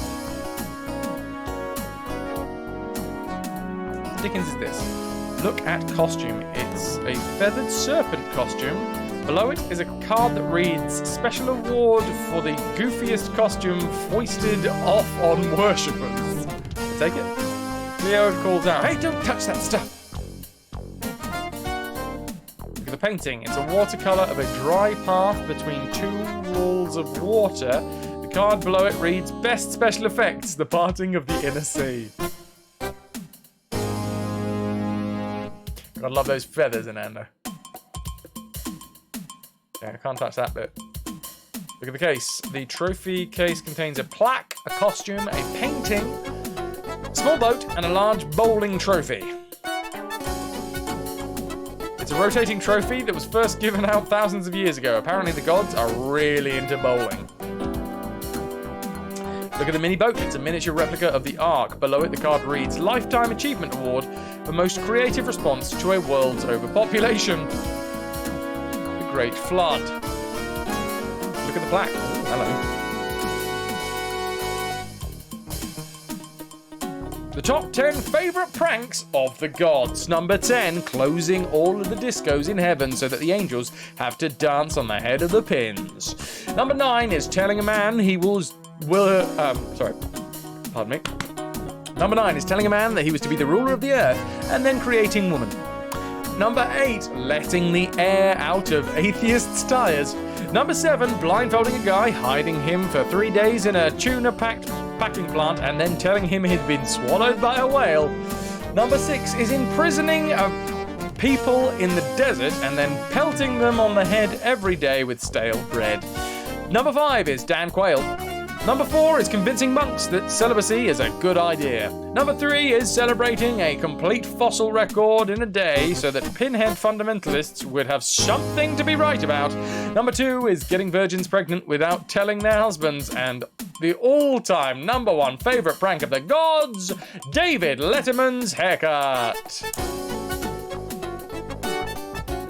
Dan Quayle.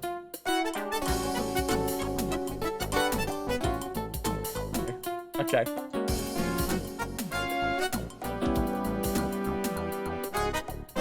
Morty calls out from the other side of the door, hey, leave that door alone! Heebie-jeebies.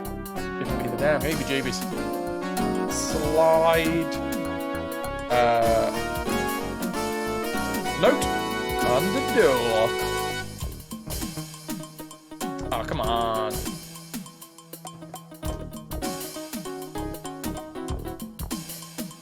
I've forgotten what he actually wanted. He wanted us to give this to Morty, right? Give note to Cleo. Cleo looks at the note, hands it back to you, and then she yells at the closed door, Morty, someone to see you! She turns back to you and says, he'll be out in a few minutes. Either God is scared of his own creation or never existed. Wait. Time passes. The door to Morty's office opens. Two grotesquely dressed characters emerge. "Remember, Morty," they chorus, "we are two wild and crazy gods." They do a slow shimmy out of the front entrance. Morty puts his arms around your shoulder and guides you into his office. Morty's office is cluttered with tacky bric-a-brac. The walls are crowded with mementos and autographed pictures with him with gods and goddesses. Morty plops into a leather chair behind his desk and says, "A moral, you don't get many of them up in here. Well, what can I do you for?" Ha! Oh! You've got gum on the bottom of your sandals. Look at sandals. Sandals? Sandals.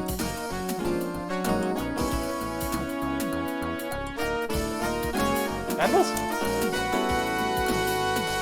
I don't know. Either way, we can't look at it. Oh, they're holes worn in the shoes. Let's click on it. Look at Morty.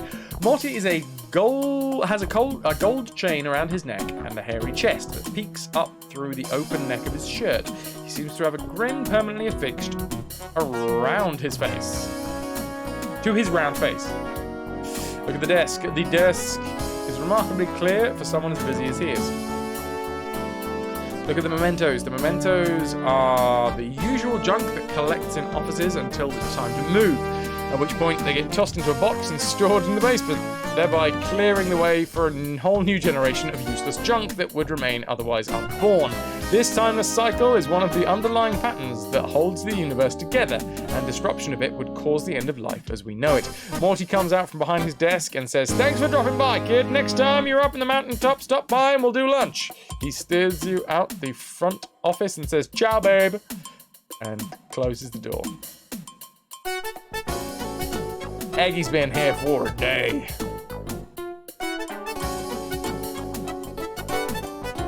The receptionist speaks into her headset.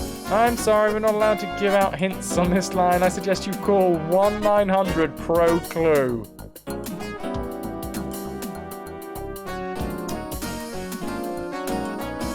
Yes, and the end of the world has been scheduled, but I can't release the timetable yet. We'll be issuing a press release soon.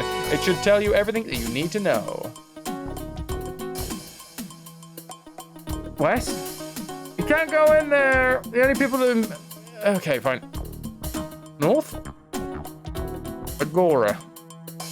Wait, there was another way. There was another way that we could go.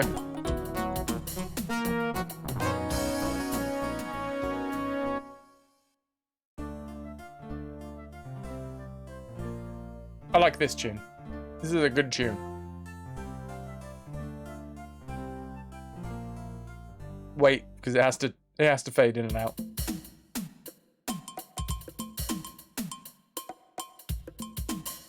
We're in the lounge. Oh my god. Nectar of the Gods. I like it. The Lounge of the Gods is a worn-out room that could use a good coat of paint. A broken nectar machine stands in the middle of the room. Behind it, a nectar machine repair god is sitting on a couch. The company bulletin board adorns the far wall. Read the bulletin board. The bulletin board is covered with notices. One of them reads, "Due to recent complaints, the automatic payroll deduction for life insurance has been discontinued."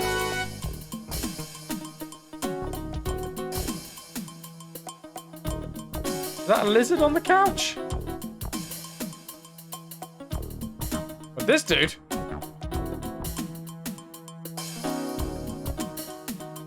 I'm not seeing it. Fresh cakes for all occasions. Delivery in 30 eons or less. Call 1-800-DOMINUS. Remember, Dominus delivers. This is a lounge. You can be a lounge lizard.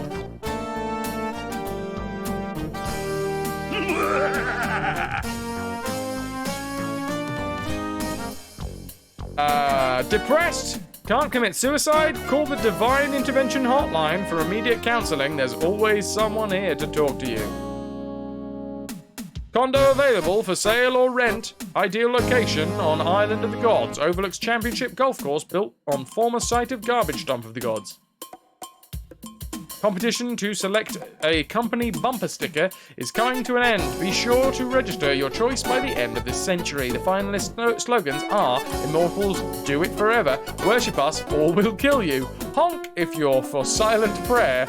I went to heaven and all I got was this lousy bumper sticker. God didn't create the world in 7 days. He rested 6 days and then pulled an all-nighter. Created something so big you can't lift it, called Titan Moving and Storage. Specialists in paradox removal for over 6 millennia. Fall bowling leagues now forming, opening still available on quality teams like Rolling Thunder and Olympian Boomers. Sign up now! Are you a lonely angel? Come to Thomas Aquinas School of Ballroom Dancing to learn to dance on the head of a pin. They like that joke, don't they? Group rates available. Due to recent complaints, the automatic payroll deduction for life, and we've gone all the way around. Okay, cool. Let's talk to this dude. Look at the repair guard. He looks bored. Talk to the repair guard.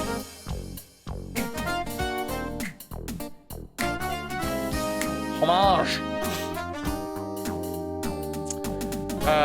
When are you going to fix the nectar machine? When I'll get around to it, chum. When I'll get around to it. Will the machine be hard to fix? No, I'll be a piece of cake once I get around to it. It'll only take me a couple of minutes. Is nectar really the choice of a new generation? I wouldn't know. I don't drink this stuff. I just fix the machines. Nectar. Gotta have it.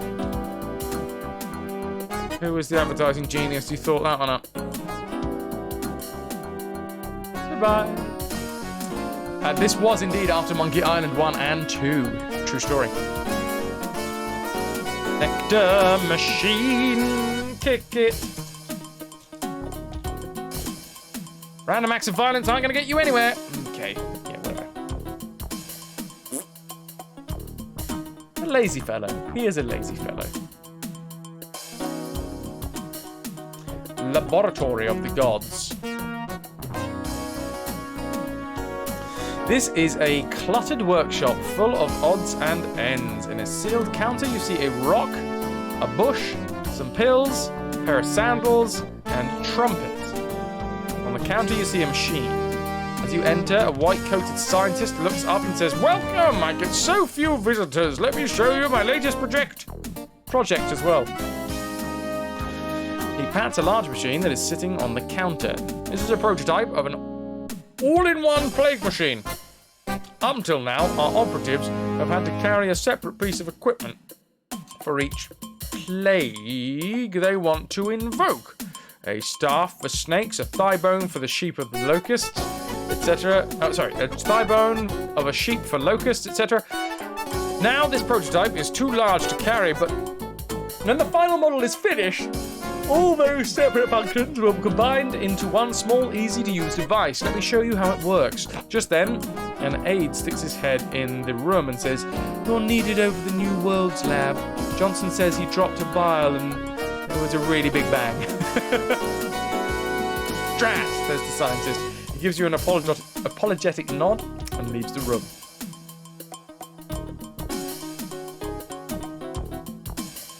Okay. Paraphernalia, it's just a bunch of worthless lab equipment.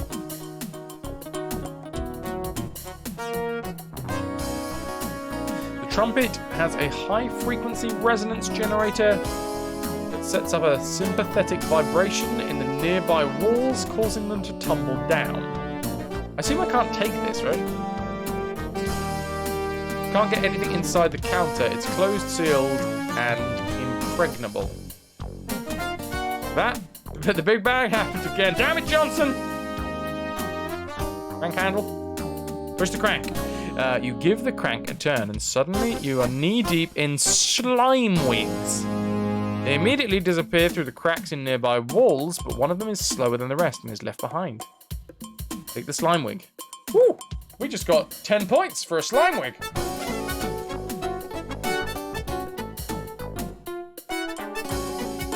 I need to turn this down a little bit.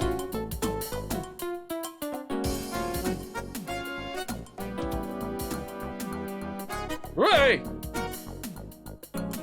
Easy now, lad.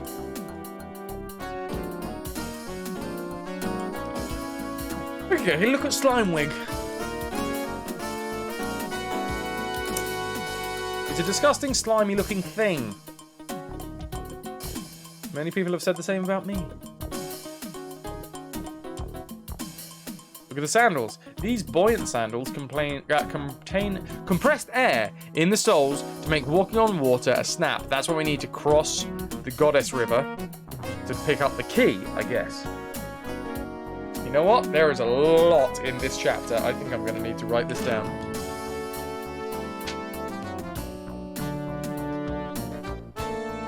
Sandals. Walk on water.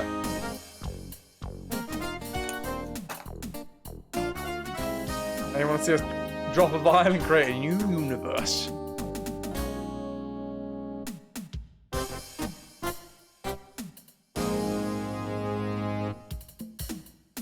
Having a wee break. Leave me alone. Enjoy your wee break. I meant he's having a little break. Your bladder is fine. Glad to hear. Glad to. How's everybody's bladders doing? Can we have a quick bladder checkup? Everybody? Rating between 1 and 10. 10 being absolutely comfortable. 1 being, honestly, one more jiggle and I'm ready to burst. I think I'm on about a 4, honestly. Leaky but empty. Excellent. And out of the 3, BXD solid 9. Okay, excellent. That's good to hear. You just evacuated yours. Oh no! Was there an accident? No, I'm having fun. You can't get anything inside the counter. It's closed. There's pills. Can we look at the pills? Dehydrated wine pills? Be a hit at weddings. Just drop the pills into the water jugs at the feast and the guests will never know what hit. Armor-piercing shell disguised as ordinary slingshot rock. Useful for small operatives facing large adversaries. A bush! Wire-resistant wireframe bush with authentic-looking but heat-resistant leaves. Gas jets at the base can be lit to make it appear like the bush is on fire. Flame-proof hidden speakers are connected to a remote microphone, perfect for giving covert instructions from a distance. I like it. Look at knob. You can't make any sense of the machine's controls. Push the knob. A swarm of gnats attacks my head, biting with abandon. Suddenly, they leave as quickly as they came in.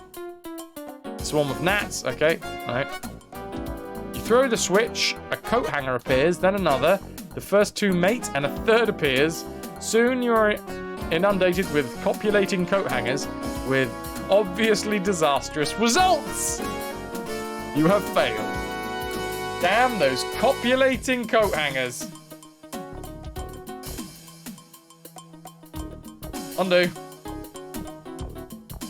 That's going to be the name of this save. Grr, arg. Damn them, Ananda. Damn them to hell. To coat hanger hell.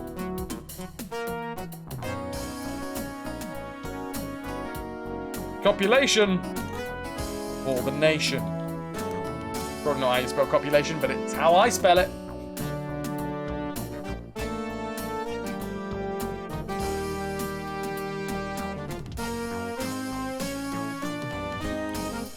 Okay. Let's press something else. Push the crank, and the slime wigs come out again. Push the button. Plague of locusts flies through the air and then disappears. A herd of frogs suddenly materializes and then glumps out of sight. Classic. Can't take the power from an alien. Okay.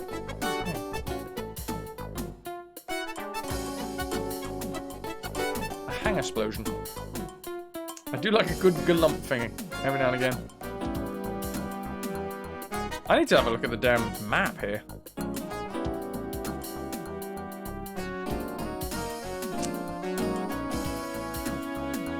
Wait. Oh, there is another room attached to the office. There's the lobby. We can go up and down. Let's go north. To the library. This room is stacked floor to ceiling with books and scrolls and stone tablets of all shapes and sizes. Behind a small table is Emily. the diminutive librarian of the gods. You greet the librarian. Hi, I'm new here. Got any books?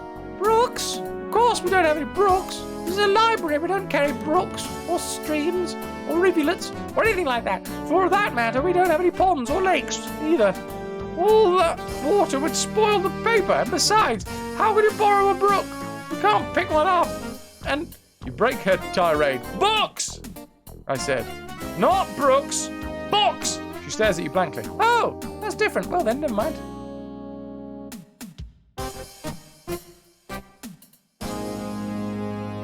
Were they heffalumps, perchance?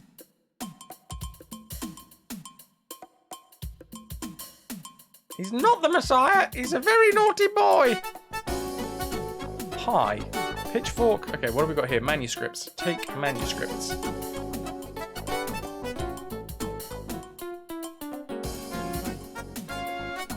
Can't take the manuscripts. The librarian fusses around for a few moments and says, you know, we haven't had a mortal in here in eons. I know we have a few books meant for mortals, but I can't remember what they were. Perhaps I can find the reading list. She rummaged below her desk. Ah, here it is. She blows the dust off of the piece of paper and hands it to you. You can borrow any book you want, so long as it's on that list. I seem to have lost my glasses, so when you've made up your mind, just tell me the title of the book you want. Nook! Nook hype! Lexi T. Rexy, how you doing? Thank you very much for the raid and the warm welcome the other day. The most recent member of the Nook. Anybody that was here yesterday? She's got that new Nook smell about her. Mmm, delicious. Not like these musty old Nook members like Ananda. Whew. Was it the day before yesterday? You had a day off yesterday. There you go. Stop smelling people. Never! How's Animal Crossing been treating you, Lexi? Ananda does smell. Can confirm. It's the real reason why she hasn't been seeing anyone recently. Nothing to do with the fact that she got coronavirus. Can I look at the list?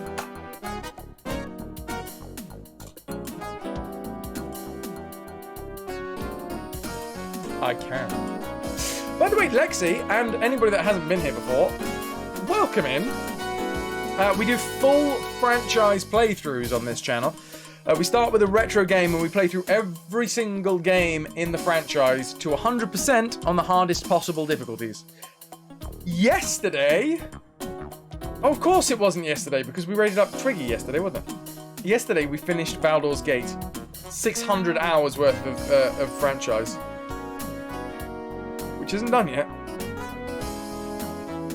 We're also playing through the Metal Gear franchise, and this is Eric the Unready. For Wilson! 600 hours, yeah, it took a while. From Here to Eternity, Paradise Lost, Stairway to Heaven, 1 Minute Miracle Worker, East of Eden, How to Scale Mount Spa. I mean, that sounds like the book that we want, right? The Grapes of Wrath, For Whom the Bell Tolls, Setting Up Sodom / Gomorrah, Priming the Fountain. Really great rituals. The Sacred and the Profane. How to Get a Hold of Some Better Virgins. The Joy of Hex. Oh, I like it. I like it. Holy Smokes, a user's guide to incense. I want the Joy of Hex. Wait, isn't that from... That's from Monkey Island. That's definitely a Monkey Island reference.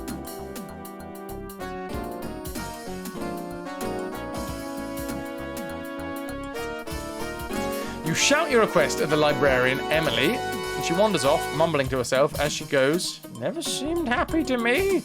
After a while, she returns and hands you the book. "Remember," she says, "this is a lending library. I expect to see that book back here within 10 minutes. 10 minutes? Okay.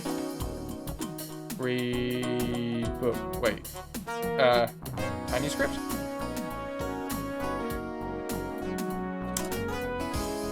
You're only allowed to read books that are on Emily's special list. Okay, read Joy of Hex. Oh, come on. The Joy of X. Not Hex, just X. This is a brief account of a few moments of happiness in the short life of an unidentified man.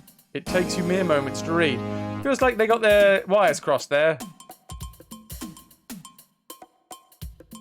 I bet you any money that one of the devs, when they were writing in, they wanted to make it the Joy of Hex, but whoever was writing that list had recently played Monkey Island or something, and instead of writing the Joy of X, just instantly the typing took over and he wrote the Joy of Hex. That's what I like to think happened. Give book back. Give... What was her name? Emily. Librarian takes the book away and puts it on the shelves. Look at list.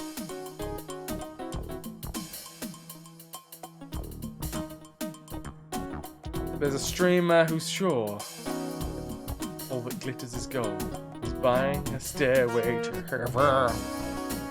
I've said it on the internet, so it's law now. Yep. How to get a hold of some better virgins, the sacred and the profane, really great rituals. I'd like that.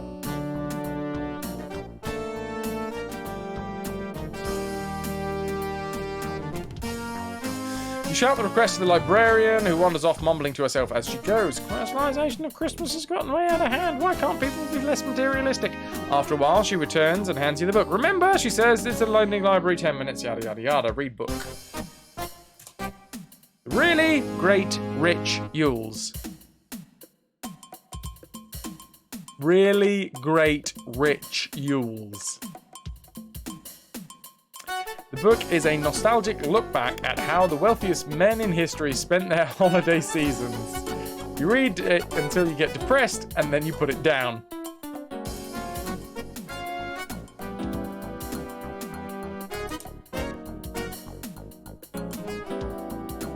Amanda, have you...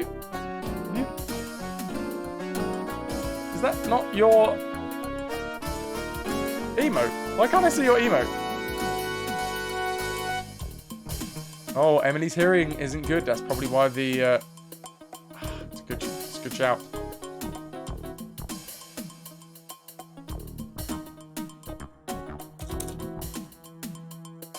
It's not working for BXT. Works for Dre. Works for me. Does not work for Ananda, though.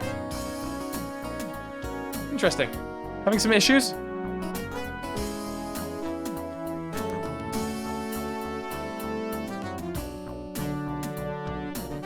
BXT, it works for you. You can see it. I only... No, I don't see it.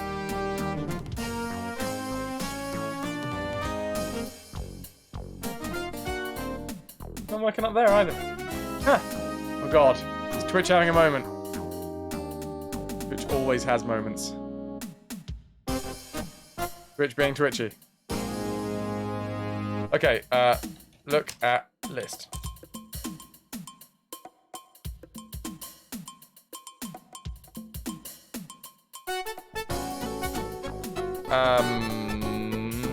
Oh, that's one book. Setting up Sodom and Gomorrah, priming of the fountain. Oh, wow. Yeah, no, Dre's and mine went through. Nobody else's has. How to scale Mount Spa. There we go. This is the book that I think we want.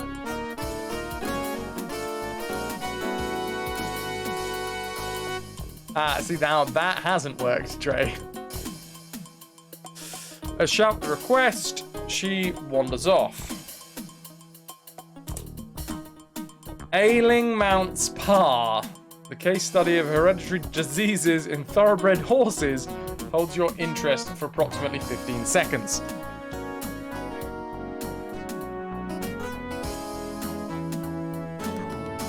By the way, we are going to, at the end of this stream, raffle off a copy of The Darkness 2. If you want to be in with a chance of winning, Cobra Lee, thank you very much for the follow. You need yourselves at least 100 plunder. Type !plunder to find out how much you've got. And you need tell me how many raffle tickets you want with exclamation mark raffle and then a space, and then a number between 1 and 15. One ticket will cost you 100 plunder.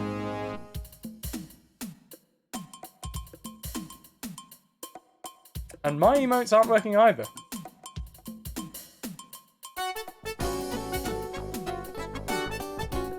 Huh, mine are. I've never checked my plunder here and convinced... And you will not convince me to! Do it, Tug. Do it. For shame. Check your rank. Go on. Check your exclamation mark rank. Do it. Can you beat BXT's 81,000 and the fact that she is a ghost pirate and 217 hours away becoming a zombie pirate? Anyway, give book. Oh, damn it. Damn it! Oh, I pressed tab and it's ruined things. Okay. Hokey cokey. Give a book to... Oh, hello. Emily.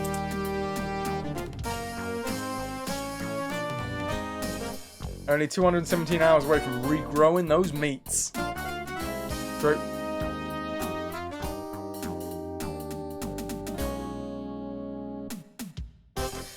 Right. So we need to get her like a hearing horn or something. Hearing aid for librarian.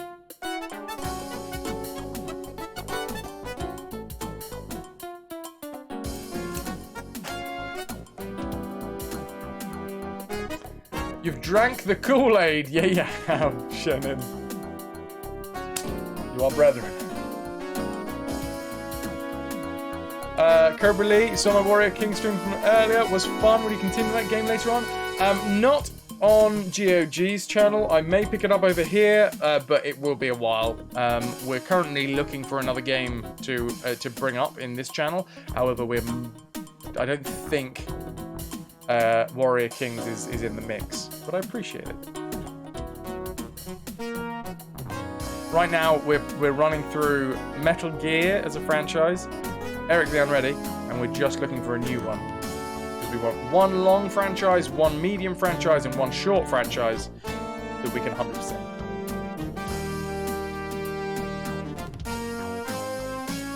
Okay. We haven't been...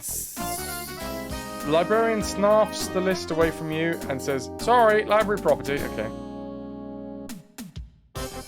Lounge of the Gods is a worn-out room that could be paint. This guy needs to create some nectar. Sorry. The scriptorium. There's a scriptorium. Lima, you're off to bed. Thank you very much for being here. You've been a wonderful audience. Thank you and good night. Sweet dreams to you. This is a large room filled with robed figures bent over manuscripts. They are painstakingly copying. A thin young god greets you as you enter. There is a sign here. The attendee smiles and says, Eric, coming to see Richard. What? Nighty night. Thank you for being here, Lina.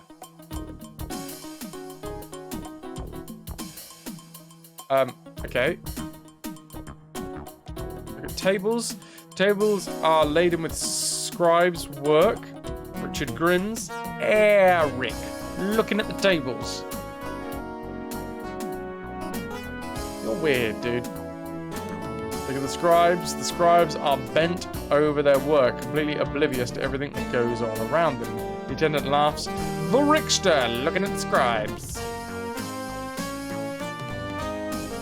The window's letting plenty of light for the scribes to work by. Richard looks at you and says, the Richter, looking at the window.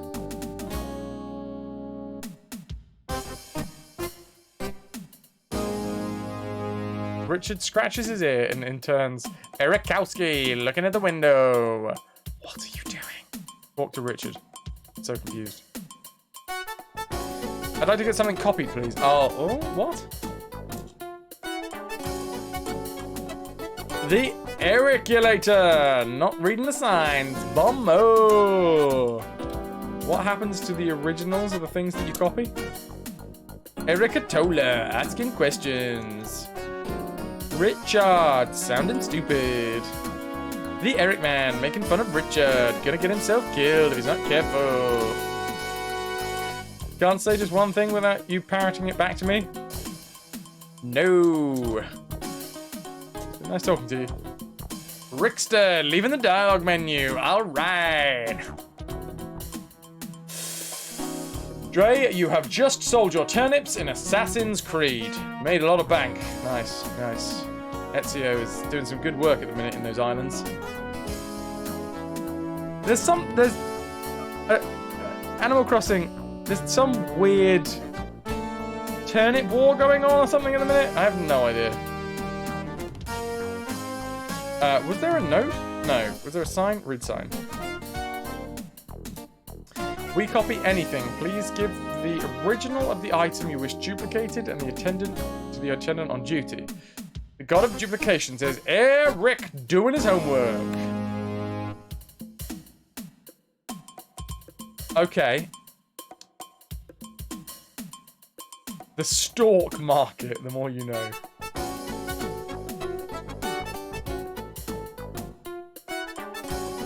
You can buy turnips at low prices and gamble them to sell them at a high price. Of course you can. Of course you can.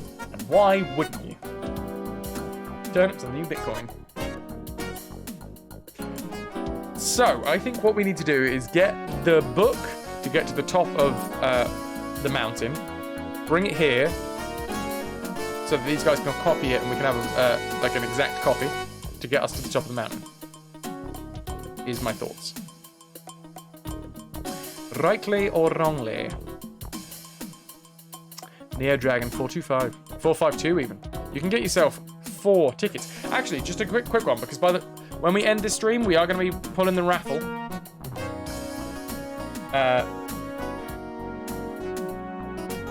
Where is it? Giveaways, where are you? Currently, we have Assy, Bitterman, Guardian, Camdog, Crafted Havoc, BXT, and Papademos. You guys are the only ones that are currently in the raffle. We're giving away the Darkness 2. Exclamation mark giveaway. For a little bit of information. Ooh, Medea. Get that loot.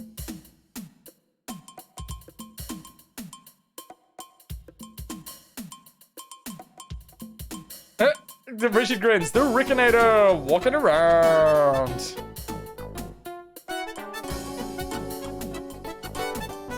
Giving away the darkness sounds so ominous.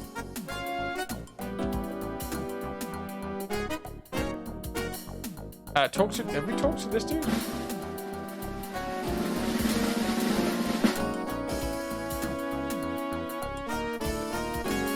Oh, I'm so glad that that's a meme.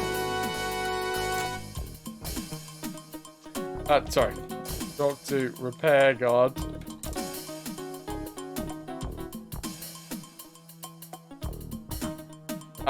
No, we've already done this, haven't we? Yep.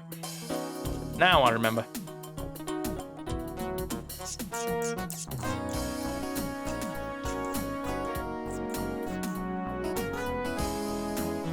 Okay.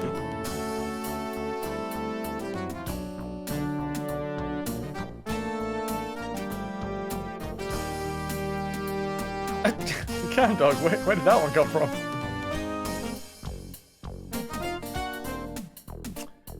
Okay. We can't go into his office. And go back outside again. Let's have a little look at the map.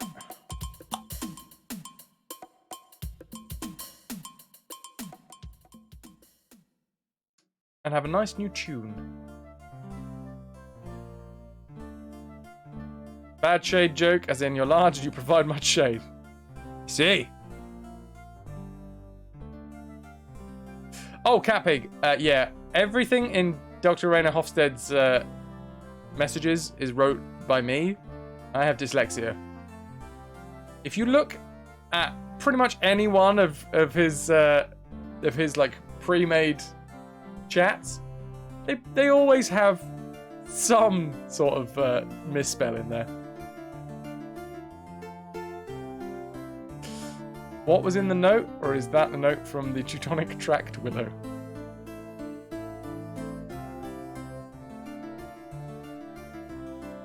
So, Glint, Mist, Mount Spa, Newspaper, Note, Pitchfork, Road, Slimewig, Stake, Wrench. We can't get past Morty.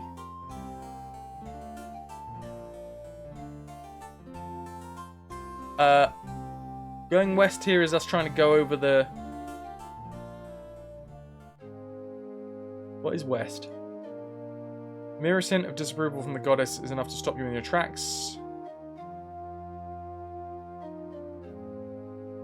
Okay, okay. So let's go back to the Windy Cave.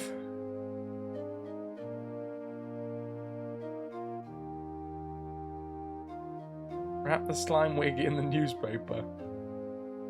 This is the home of the god of the north wind. Icicles hang from the ceiling, and the snow lays scattered on the ground. The god himself is pacing back and forth, swinging his arms, stamping his feet, and mumbling to himself. Talk to God. We couldn't do this before. We can now. Gold enough for you? Oh, very funny. You're lucky I don't sneeze on you and freeze you into a pill of ice. Tell me about Morty. He's my agent. Actually, he's the agent of all the gods. He's the guy who gets us these gigs. Why are you mad at Morty? Be the god of the north wind, he says. You'll be on all the maps, he says. Big deal. Here I am, bottled up in this cave and never get out. No one sacrifices to me. Do I ever see any virgins up here? No. The goddess of spring gets all the sacrifices. What's she going to do about a bunch of virgins? I can't even blow my nose without one of these sunbathers down there complaining about it. How long have you been up here?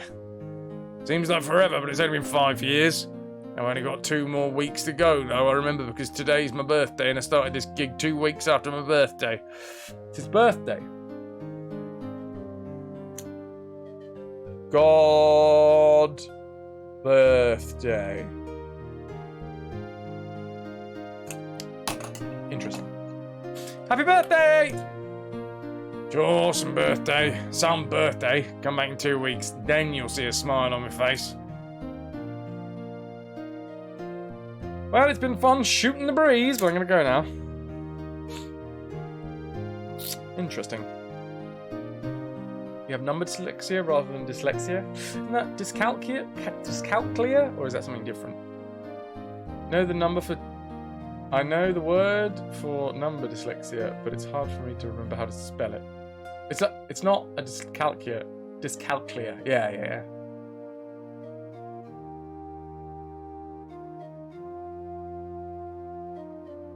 Okie dokie.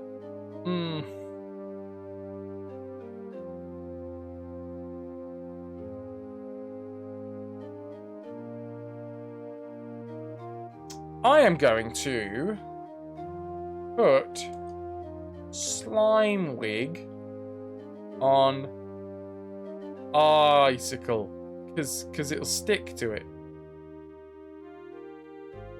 Doesn't seem to be a suitable place to put the slime wig on the icicles. Damn it!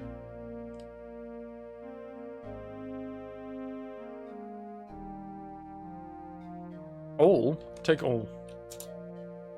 Oh. Have we clicked this picture? Everything you see reminds you that the room is cold, very cold, extremely cold as a walk-in freezer, as cold as an ice cube dropped down your back, as cold as a lawyer's heart. You get it? Cold. Stamping back and forth, alternating, waving his arms, blowing his hands. He looks thoroughly miserable.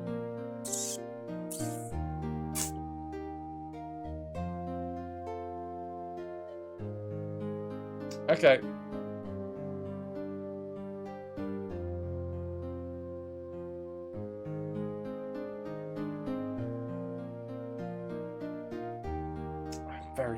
confused. Cold as a snowman's butt. Would a little dragon warm it a little bit?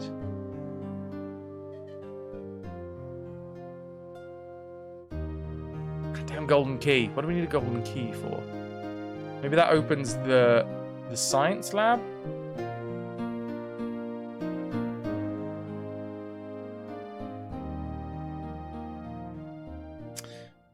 Look at glint. You can't tell much from a glint. It's usually a game writer's way of telling you that there's something up there that you want without telling you what it is. Your to-do list tool lost all the changes that you made yesterday. Ah.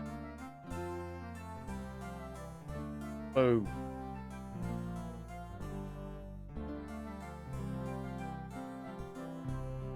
Oh, I want to end today on just one point game. What can we do?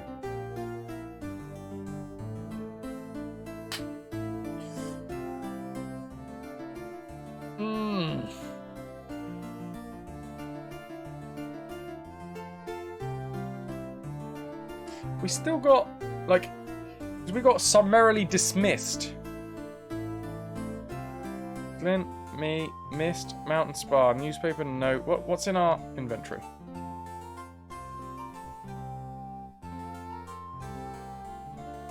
Note? Look at note. What's the note?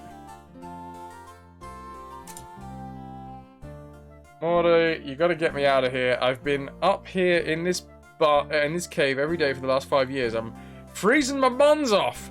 2 more weeks and my contract's up. How about it, Morty? You're my agent. Can't you get me a cushy gig?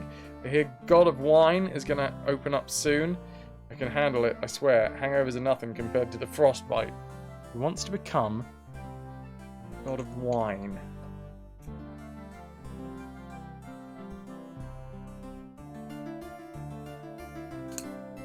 You kiss the librarian? They need love too.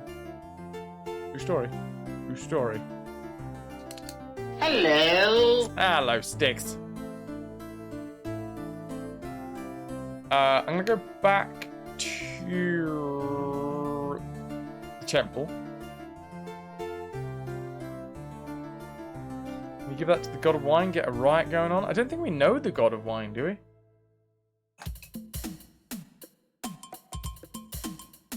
wonder if there's something that we can put in the hole that he keeps on digging and undigging. Give note to Cleo.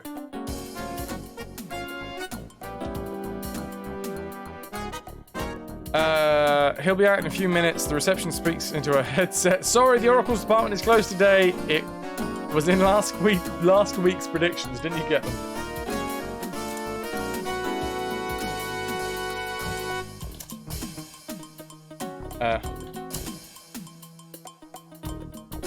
Here comes Morty. Okay.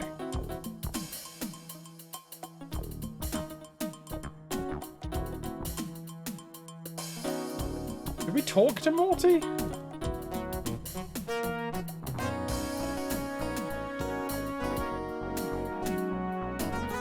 Who are these people in the pictures?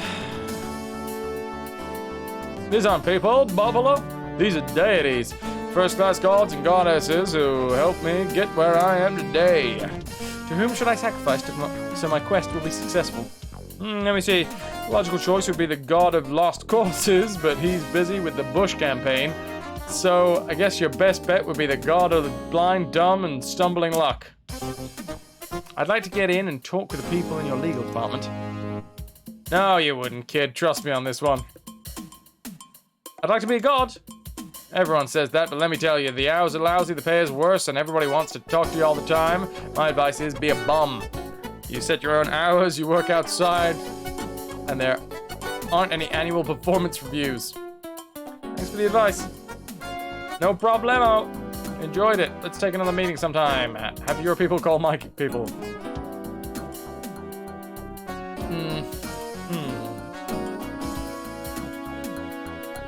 Give note to Morty.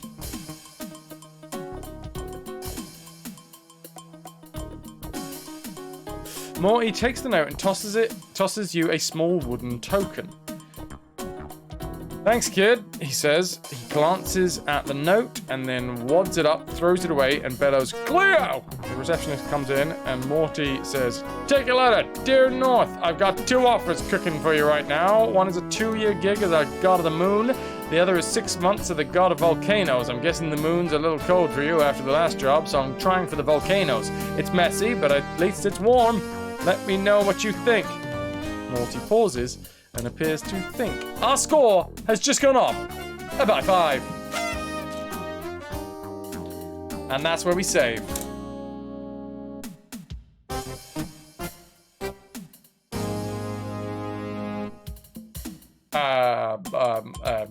Morty. My brain's not working. Failed riot. Oh, jeez. Oh, jeez, Rick.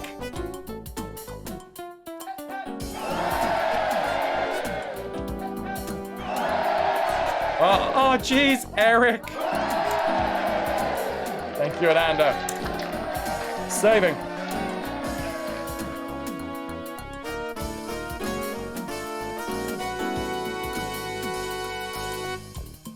And ending. It took me a while, PXD, but I got there.